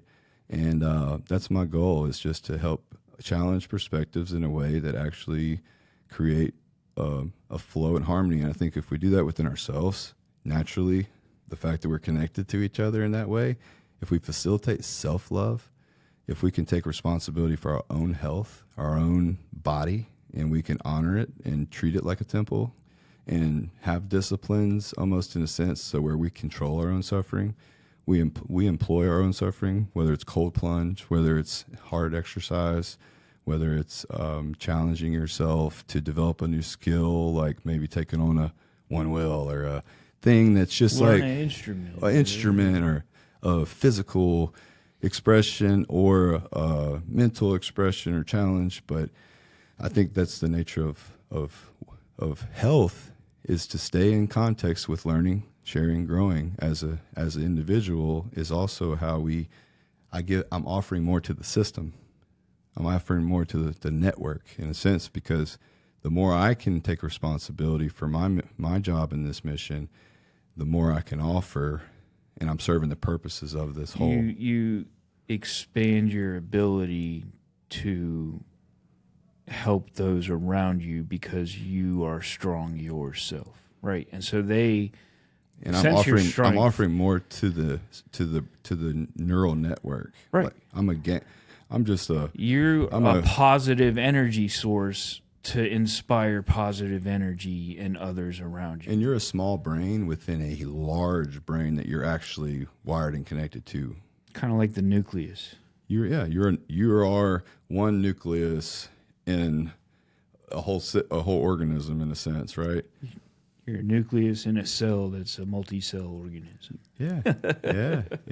And we co-opt with. I remember a little bit of science class. And not only that, you have as many foreign cells in you, within you, on you, than you do your own. You have 6 trillion cells that work within your biome that support your life, your body, your energy, your health, your energy production from a cellular level even. Like, we're co-opted with tons of single cell organisms that serve different functions and purposes. You have a certain microbiome within your eyeball that's specific to your eyeball. You have the same for your nose, your digestive system. Every section of your digestive system has specialized microbes that serve the purposes of a chain of events that work together. Your liver creates enzymes that help support these external, I don't know, how do you create are they conscious? I don't know. They're living, right? And they're there, and it's scaled way down, but there's a cooperative effort here to sustain our bodies from all these microbes. And then there's another subset of microbes that are here that are meant to destroy us and leach us dry, right? And so there's this war going on within us from these living beings or things that we're not even aware of right now in this very moment, that is actually in part of our experience and the way we feel and the way we feel in our bodies. You know, like this is reality, right? And but I think us just thinking and talking about these things, that as I'm saying them, I'm even thinking about like people listening to this and being like, wow, this is out there. They're in left field, or like what are they smoking or eating or whatever. But I think the nature of what we're talking about is relevant as anything anywhere. This is truth, you know. This is knowledge per se. Truth is subjective. I think knowledge is more concrete, you know. Yeah, and I think a lot of what we're doing is about, and especially with what you're doing with your writing, is you're expressing yourself in some very unique ways, and you're engaging with artificial intelligence in a time where it's really, there's so much advancement, but also there's not a lot of people that can really spend the time, energy, and due diligence to really dig into it. And you're afforded the opportunity to do that as a disabled veteran. You have some time, and your focus is really building something that's not necessarily meant to, you're not looking to just create a product and monetize. You're looking to create something, a path, and enjoy a process in doing so. So can you talk a little bit about that, and maybe even tell where your inspiration came from to actually dive into this head first about 8 months ago? Sure. So, remind me again, your name, Sammy? Sebastian. I'm sorry. Close. Starts with S. All right. Sebastian, can you on the screen, and are you still mirrored to my computer? I am. All right. So can you pull that up for Robby to read what I have on my screen right now? So I can't pull it up on that screen, but I can pull it up on the actual podcast itself. So I can turn this way, and I'll just read it here. And they could see this. They're seeing his screen right now on the show. In late 2024, a very dear friend asked me a question that would alter my life.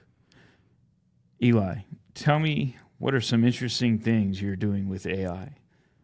Seeing as how I knew nothing of coding and had only a basic working knowledge of computers, I responded that I was not doing anything with AI. And he told me that I needed to dive in and begin utilizing AI because it was the way of the future. And just a little side note, this is not in here. I know this is a guy to listen to, right? And so I needed a vision, and I had a hypothesis. What if AI could compress decades of learning into months, right? But I needed a focal point and a meaningful project that could serve as both a learning vehicle and something that truly mattered, right? Why would I waste my time building just junk, right? I want to build something cool. I want to build something that helps. So I conceived Rant. It's a mental health social platform where people could post anonymously, expressing struggles they might never voice otherwise. We all project strength to those around us, but sometimes we need a safe space to let it out. This wasn't just a coding exercise. It was about creating something meaningful. And now in the past 10 months since, in just my spare time, like, I get to the computer when I can. I was in a car accident. It took me out for about a month. It sucked to sit behind the computer, so I didn't do anything for about a month. And then I had what I believe was COVID at the beginning of the year. It took me out for a couple weeks. But in just my spare time, I built Rant and had the back end developed. I had it launched on the web, and I think it was a month, within 60 days for sure. And then I was like, well, why stop there? And so I built an iOS app for it, right? And if you just like Google right now, how hard is it to get an app in the App Store? It's actually pretty hard, right? And that's just any app. I built what they classified as like a social platform, right? And so I had to conform to content moderation. I had to conform to input sanitization. I had to make content blockable and unblockable for users. I had to conform to all these Apple regulations. I know nothing of this personally, but I have a way of connecting to machines.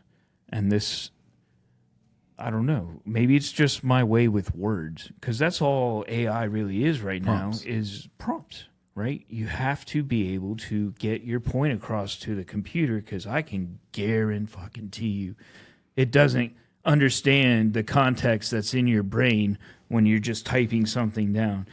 Because I remember my initial prompt for Rant was like, I don't know, it was so long. I spent like 30 fucking minutes typing this prompt. And back then, these IDEs that code, they weren't that great.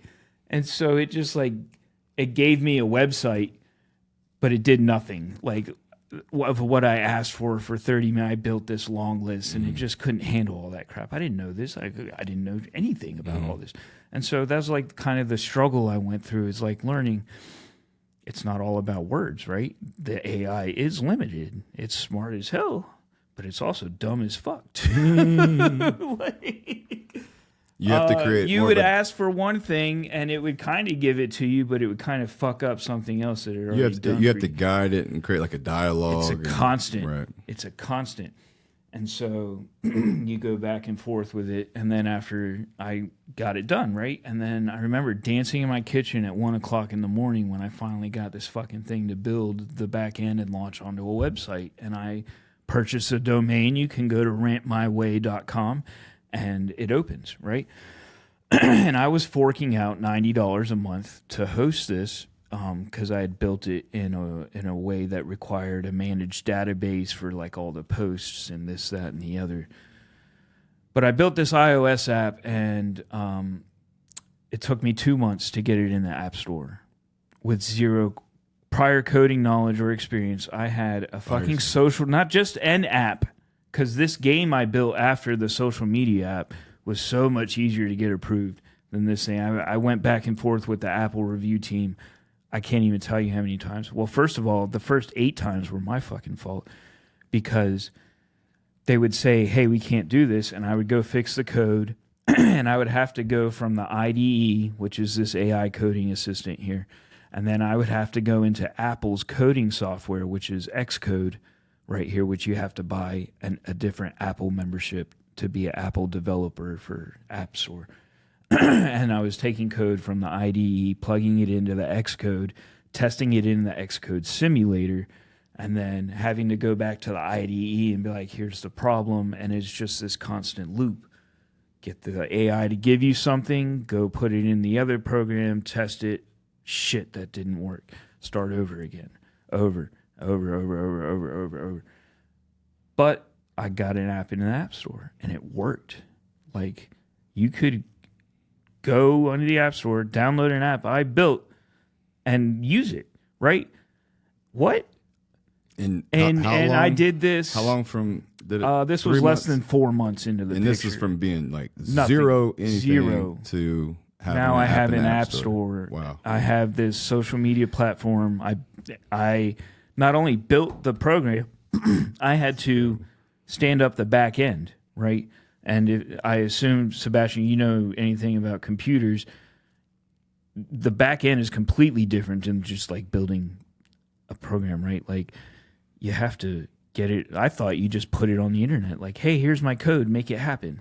No, they don't do that. Like, especially when you want a program that's like making posts and like keeping track of them and shit. Like, you have to stand up the database. And like, I remember emailing DigitalOcean like, hey, I'm having trouble. And they're like, well, qualified people are supposed to be doing this. And they basically didn't help me. Well, let's just think about this, because I remember hearing about the fact that when AI can actually serve from a coding aspect and serve as like essentially your personal coder. And I remember hearing like this is going to happen and this is going to be a possibility. And then now hearing you're one of the people that have actually done this thing that was like speculated to be possible is really fascinating to me, because this is so crazy if you really think about the context of to do what you did. What would have taken 5 years ago would have taken a team of coders. Yeah, I have that on here. So on my website, on these little profile cards, I put there's over 1,400 lines of code in that Rant social web platform, right? The traditional approach would have taken 4 to 5 developers, a security specialist, a project manager, 6 to 8 months, and anywhere from $80,000 to $150,000. And I did this within 60 days. For how much? I was paying $60 a month for my IDE at the time. So roughly $300. Yeah. Well, I mean, I can't count the cost of the computer because it was a gift from the guy that told me I needed to get in this. Because when he gave me that story and I was like, okay, that's cool, but I don't have the equipment for that. He was like, well, give me your address. And I was like, what? And he's like, give me your address. And so I did. And then a few minutes later, he sends me a screenshot of a Mac and my address, like, order confirmed, it'll be here Thursday. And he goes, it'll be there Thursday. No excuses, get to work. right? Like this guy's like a hedge fund manager. Like he's that's why he's like, yeah, guy. I need to listen to he's this. I met him in a different life, but yeah, we were at Virginia Tech at the same time. I never graduated from there. He did. Went on to great things, obviously. But I am fortunate enough that he has kept in touch with me over the years, or more like taken my calls, because even back to that poem, this ties back to that poem, to always be the supporting hand, right? I am the guy that, like, you'll get a text from me, how you doing? Like, what are you up to? And so when I got a hold of him, I sent him this picture that's on my phone of the sunset on my lake, right? Mm-hmm. And he responded, and he was like, that's beautiful. It was right around Thanksgiving.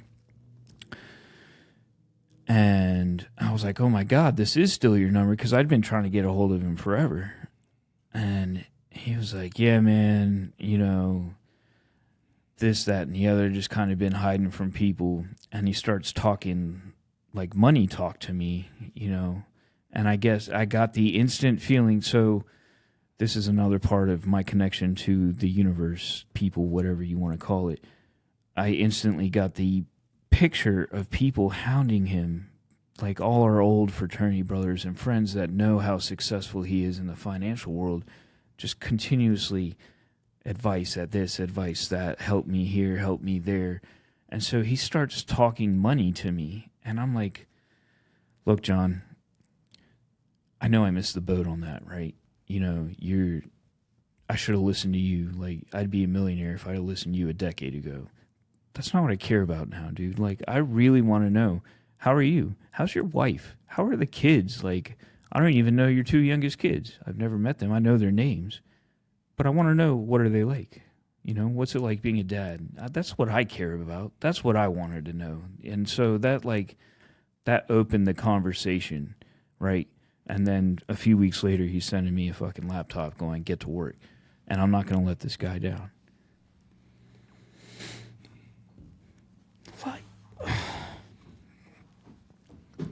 For him to have that kind of faith in me,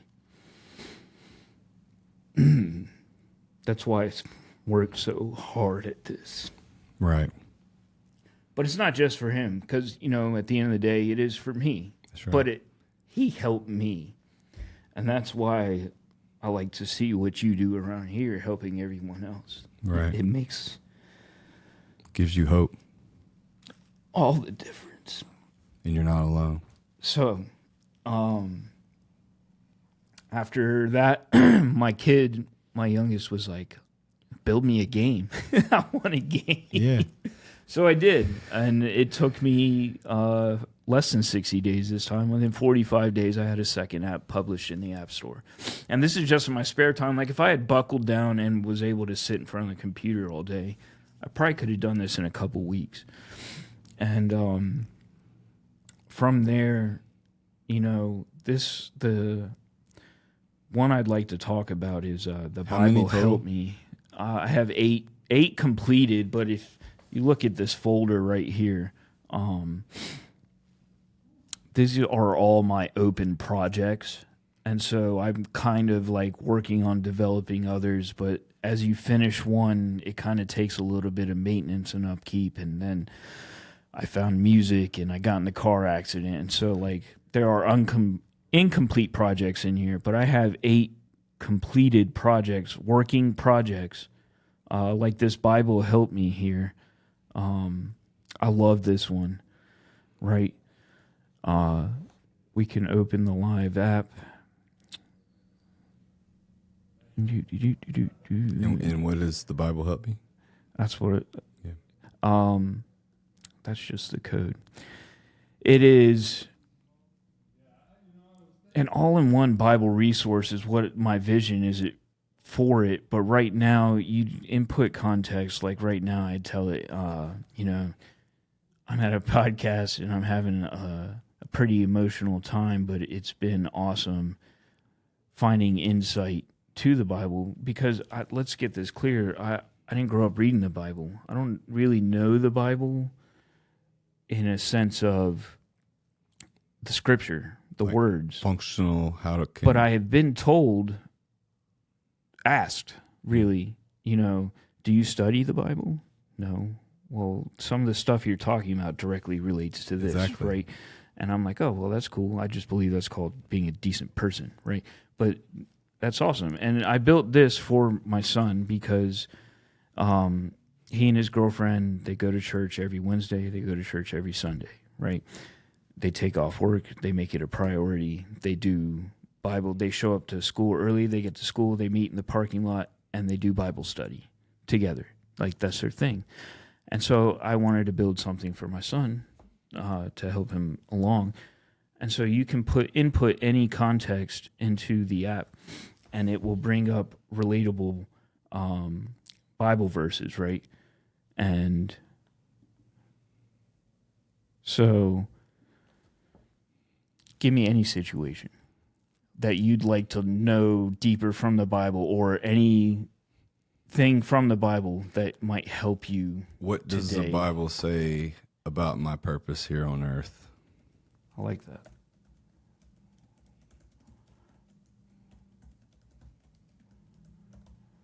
And so we feed that into my model, and right now it's searching through all the relevant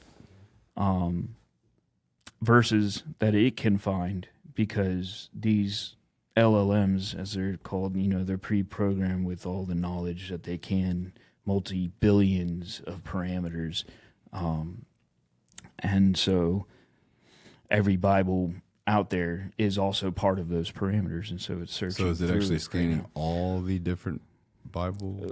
So it'll go... Christian Bible? It contextually gathers enough information to provide a response, and once it hits that point, it'll stop searching and then start responding. And so we have a response over here. When seeking to understand one's purpose on earth, it's comforting to know that, oh no, I'm sorry,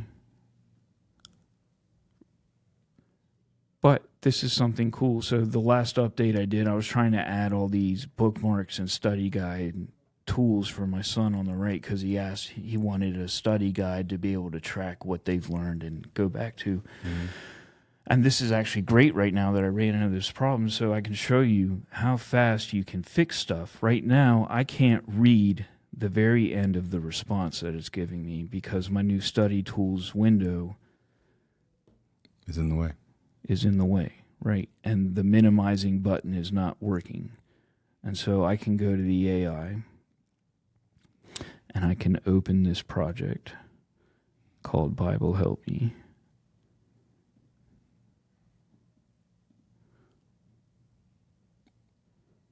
And then I'm going to start a conversation with the AI here. And this is where you prompt it. And I'm going to tell it my Bible Help Me app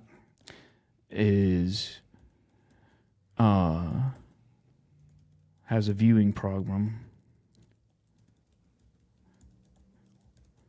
where I cannot see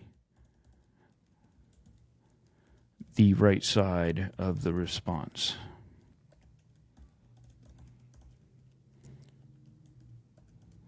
Because the study tools window is in the way. Yeah. And so I'm going to pick a decent model. So this is where you choose which LLM you want to use. And in this IDE, they have all of these. And so every one of these is an AI model you could use to get a response from. And they would all vary in their capability and ability to perform what you're asking for. If you need something really small and easy, you use a smaller, cheaper model. If I needed a big, complex task, to ask it, to do multiple steps at once, I would choose a larger, more capable model. And sometimes they cost higher amounts of credits, 2x, all the way up to 20x. One of the models I like is called Opus, Claude Opus. It does good work, right? As far as like crafting entire plans. I had it create a business plan idea that I can't reveal right now because it's, out there. But which one would you use for one for this situation? Yeah. That's what I would use. I need something capable, so I'm probably going to go to the GPT-5 medium reasoning because I need it to find why this is happening and fix it pretty quick, right? Mm-hmm. And so I'll feed that to the GPT-5 model, and then it's going to sit here for a second, and then you'll literally see these things have thoughts. Now, it says thinking. It'll say thinking here. And it goes through these thought processes so freaking fast, right? Thought for, what's that say? 19 seconds, something like that. And so it went through this thought, and now it's searching through the relevant files, reading all the code that is stacked over here to find what's relevant to my issue. Reading, and so it searched through to find what it needed to read, thought some more. Now it's reading these actual files to find the code and where they need to place the edits. And then it'll go into an edit mode and provide me code to either approve or disapprove and say, yeah, it doesn't really work. And now someone who is more knowledgeable than me could look at the code and be like, yeah, that's crap, I don't need that. Me, not knowing anything about this, I have to take what it gives me, and then I have to go into the back end, which is this DigitalOcean here. And, well, this is what builds the back end. I actually have to upload the code to a GitHub repository. So these are all the steps you have to go through to make edits. To make just one edit to the app that is live and usable, right? Right. And so in real time, you're fixing the problem. In real time, I'm fixing the problem. I'm setting myself up. I have my GitHub set, so all I have to do is add my code, and then I have my back end open so I can see the logs and make sure that it pushed the build and it's going to deploy it. And I'm talking like this. I didn't know what these freaking words meant. No, sure. But the cool thing is I didn't know shit about this. And now, like you sound like you know what you're talking about. Yeah. Now I'm starting to recognize what's here in the terminals, like the outputs that come. I'm starting to learn terminal commands to where I can go in this IDE and I can go here and I can make the computer. We'll do this for the writing project. We'll open start the back end and then go to a different port on the computer, open the front end, and then I'll be able to locally open in my Safari browser my new book writing AI that I developed.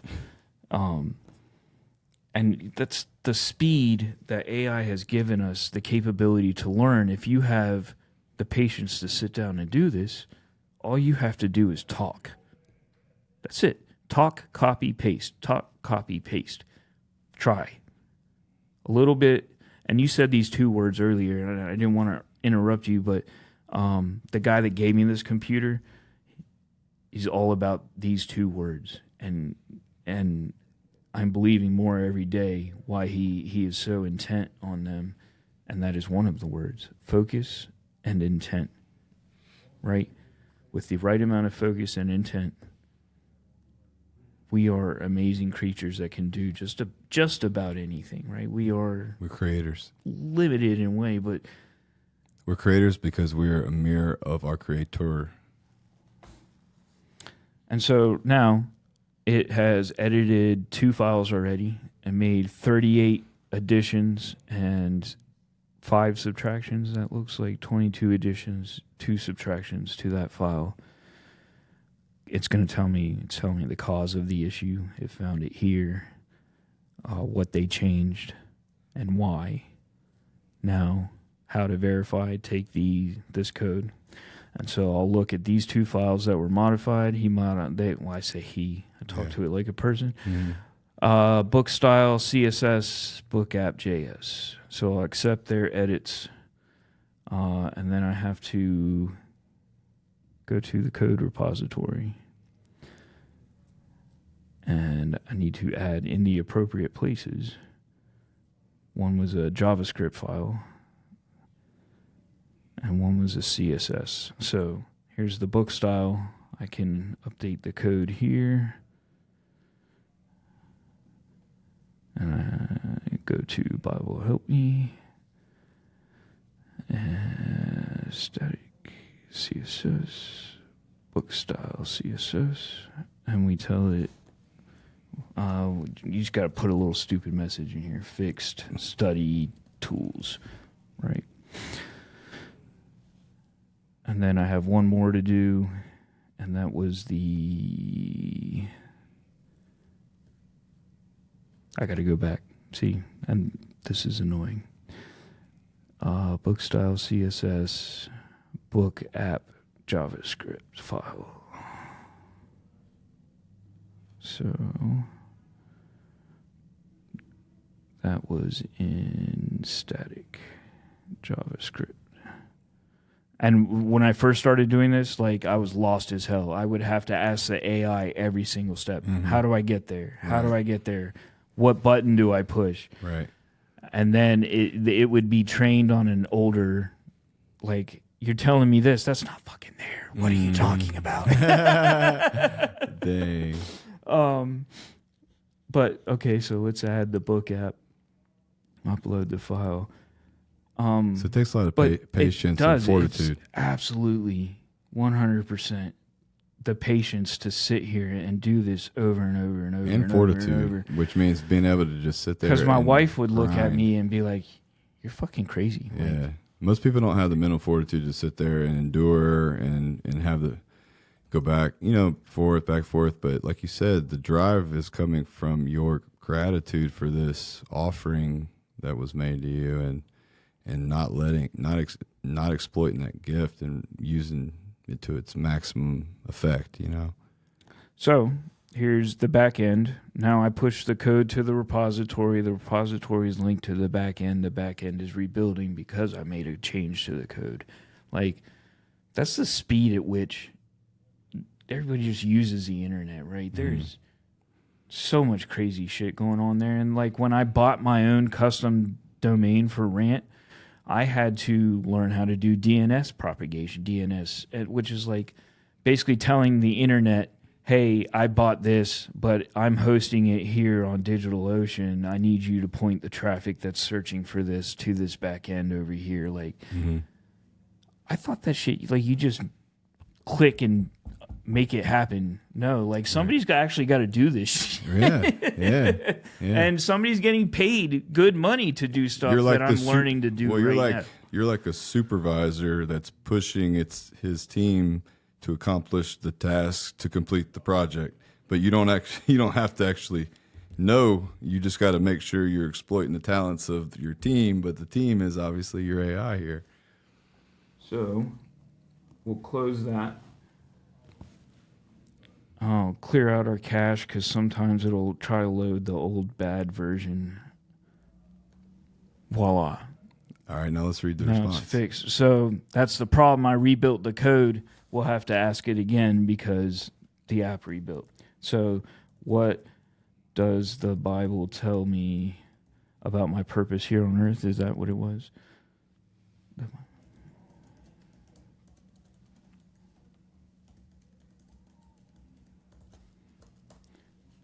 All right, and so we'll give this just a few seconds, but that's a good pause to just take and credit the AI on, like, I just made coding bug. Like, I have another fraternity brother who does this. He gets paid to do this crap. When, their website or app is having an issue, he has to go into the code for hours and try to find a bug.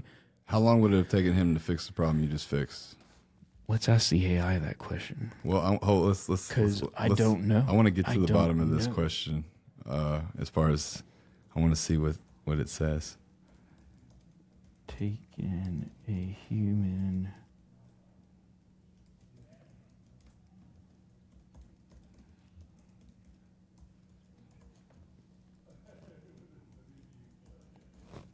And so while it's thinking on this... so I'll say, how long would it have taken a human to track down that bug and fix it on average, right?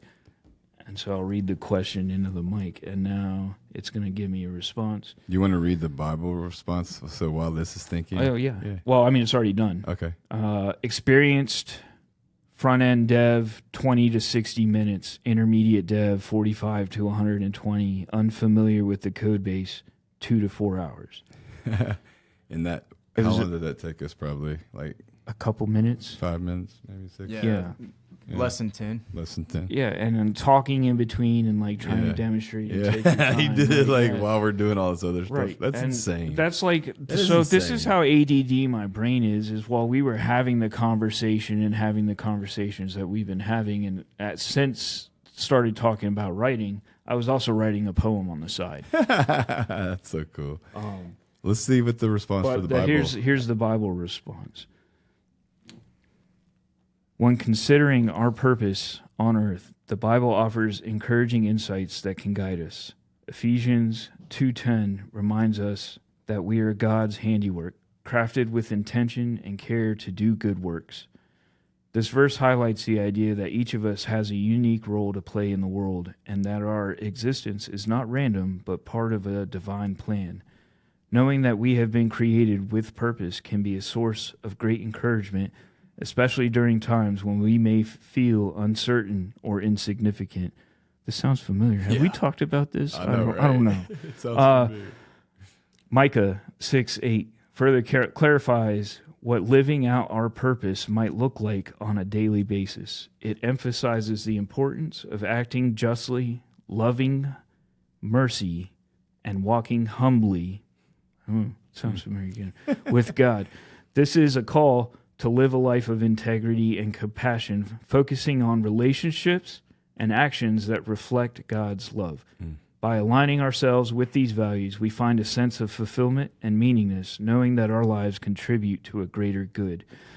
In moments of doubt or searching, these verses can serve as a reminder that our lives have value and direction. Embracing our purpose with humility and love not only enriches our own lives, but also impacts the world around us positively. Take comfort in knowing that you are a vital part of God's creation with a purpose that is both significant and lovingly designed. Ephesians 2:10, Micah 6:8. And then I made a little, like, if you wanted more, like, oh, I love that, I want some more, you click this button here, it'll give you more verses. What I like is this button here. How would the Asian Christian view this, right? And so I click that button, and now it's going to give me an Asian Christian's perspective on the question that you just asked. Wow. Simply by just clicking that button, right? Wow. Yeah. And so just like I built this, it took me a while to complete the task because shit happened in between, but the Bible helped me think like maybe less than 80 hours total cumulatively spent behind the computer. Right. I would say definitely less than 80 To build hours. a functional app that has the ability to access the entire Bible. With common conversational with context. It's crazy. Context. Like That's contextually insane. Giving a response you could go and hear from the guy at the church. And you went from knowing nothing with no, not even a computer or knowledge, like working knowledge of a computer less than 10 months ago. Yeah. Like I could, open a computer and like use your basic, Windows and Mac, Excel, I don't know what they call them on here, but write stuff in Word and Excel and stuff, shit like that. I don't think, obviously this is we're a growing, obviously blossoming podcast, but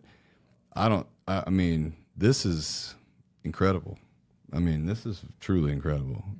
This might be one of the most fascinating things that, just to bring it into context, like this could easily be overlooked, but this is something incredibly crazy right now to see what you're accomplishing and also the path that got you here, and now looking at your intent and focus and now and also your connection to this knowledge that was inside of you. In a sense, this is only guiding you it's like you're literally reading this stuff in it's a just way. a tool, right? But the information it's already knowledge that you're encountering through your life's experience and connection to this. This is the way of me putting my experiences into the computer realm. And it's also a testimony that it's within us. The kingdom is within you. That's what it'll also tell you. Because this is the point, getting back to me talking about Jesus and how I've always seen it as a guide and a truth, as a guide path, and to not, even in the sense of not always being so literal, but focusing on the message, the overtone and everything, and it's within us. This is all we have it within us. I'm not special. I mean, people tell me all the time I'm special. I don't feel special. I don't. I feel like any one of us could do what I do. Yeah. I do. I believe that. And I try to teach that to my son because he's like, it's hard. My wife, like, I can instantly pick up on anything, right? And I just have that brain. You tell me something, I could take a test on it and pass it, right? I've done it. I got my insurance. I passed the insurance exam in less than 24 hours. Like, I read a thing and I took the test and I passed. I got a home inspector's license because I studied for 3 weeks. I got one of the highest scores on the AFAS, the Army Flight Aptitude Test, and I studied for just a couple weeks. Like, it comes easy because I'm open, right? You have to, I don't know, we all put up these filters and firewalls and crazy shits. Like, and it goes back to what we were talking about earlier. If you open yourself, you can do this. Like, if you can talk, you can do this. Mm-hmm. I mean, obviously it takes a little creative inspiration, a little creative input, but the tool, it is a tool, mm-hmm. right? And so I haven't found a limit to it yet. And I like to use this as an opportunity too. Any listeners that are still with us, I really appreciate you. Thank you so much. Please like, subscribe, follow, share, and be a part of the growth in this blossoming community, this podcast. And if you have any questions, if this has inspired you in any way, and this is just given you, or it's given you a small change in perspective, please leave that in the comments and give us an opportunity. And I'd love the opportunity to make this maybe more of a regular thing. We can revisit each other over time, and just as you're progressing through give us some updates and where things are. And yeah, we haven't even gotten to the music side of things. 100%, 100%. Yeah. And that's the thing. I'm realizing that this is something that I think that your part in this is something we can continue to almost unveil it. We don't have to tell the whole story because there's so much going on here, right? And I think that this is an opportunity for people to attach to this journey that we're kind of collectively on and follow it, and to also engage in it. And so please, if you're still with us at this point, thank you so much. We really appreciate you. But please take this as an opportunity to leave in those comments something that you're thinking, or a question, or something that you're inspired, or maybe something that you're connecting to, that you have a perspective that you want to share, that we can now expound upon the next time we get together. And so just for time's sake, let's go ahead and kind of find a wrapping point. But how do I give him the link to my digital? So this link here will take anybody that wants to use my little Bible thing. Sure. You can post it in the whatever, and they can use it. Like, leave it in the description. Yeah, I'll leave a link in the description. I pay to keep it's called the API usage. I keep the funds up so this can continuously give people responses. Yeah. Like, I don't know. I want to help. Well, through using it and through engaging with this stuff, and if you can, like, this is he's creating unbelievable tools with unbelievable focus and intent. The Rant app itself, and that was his first big project that he really dove into. The whole purpose was to give people a place to rant, to deal with. Let it out and let it go. That's the tagline. And veterans that might have trouble doing so, and kind of creating a safe space and environment. Similar to what I was talking about earlier, part of my focus and intent is doing the same thing with physical spaces and environments for people to grow, thrive, and learn, share, and grow. And it's kind of cool to see you doing that on a digital front. And so this is a huge opportunity, and I see so much potential in us being able to share this information and to learn from one another and find this common ground in this deeper, broader world we live in. It's been cool, dude. I mean, any conversation with you has been cool. That's cool, man. Thank you. Yeah. Thank you. No, thank you. Yeah. And Sebastian, is there anything you want to add? No, that was great. Pleasure having you on, Eli. It was really cool seeing you make the update to the app like live. Right the there, audience dude. saw it. That's crazy. Put your computer screen up on there. So really dope. Really awesome. I wanted to get to, so I just finished the final touches on my book writing app. And so maybe we'll have to test that out next time. No, this is great, man. Because now that we have a total, and that's a part of our vision for this podcast, is having an idea about the direction we want to go, and kind of, but also being open to the path of how we can be used, and submitting to something bigger, and having faith in a almost letting the process and the people and some of this thing unveil to the extent that it can be the most effective at serving its purpose, because our focus and intent is helping change lives and helping people live better lives and connect to their mind, their body, their spirit, in a way where it's practical and functional, and they can see hope. Show younger people this can be the way too. Right? Mm-hmm. Yeah, for man. sure. Thank you so much, brother. And we're going to wrap it up here. Thank you so much for joining us. Please like, share, subscribe, and leave some questions in the comments, so whenever we do future episodes, we can revisit those things, and we'll be sure to address those things. So thank you so much, and we'll see you next time.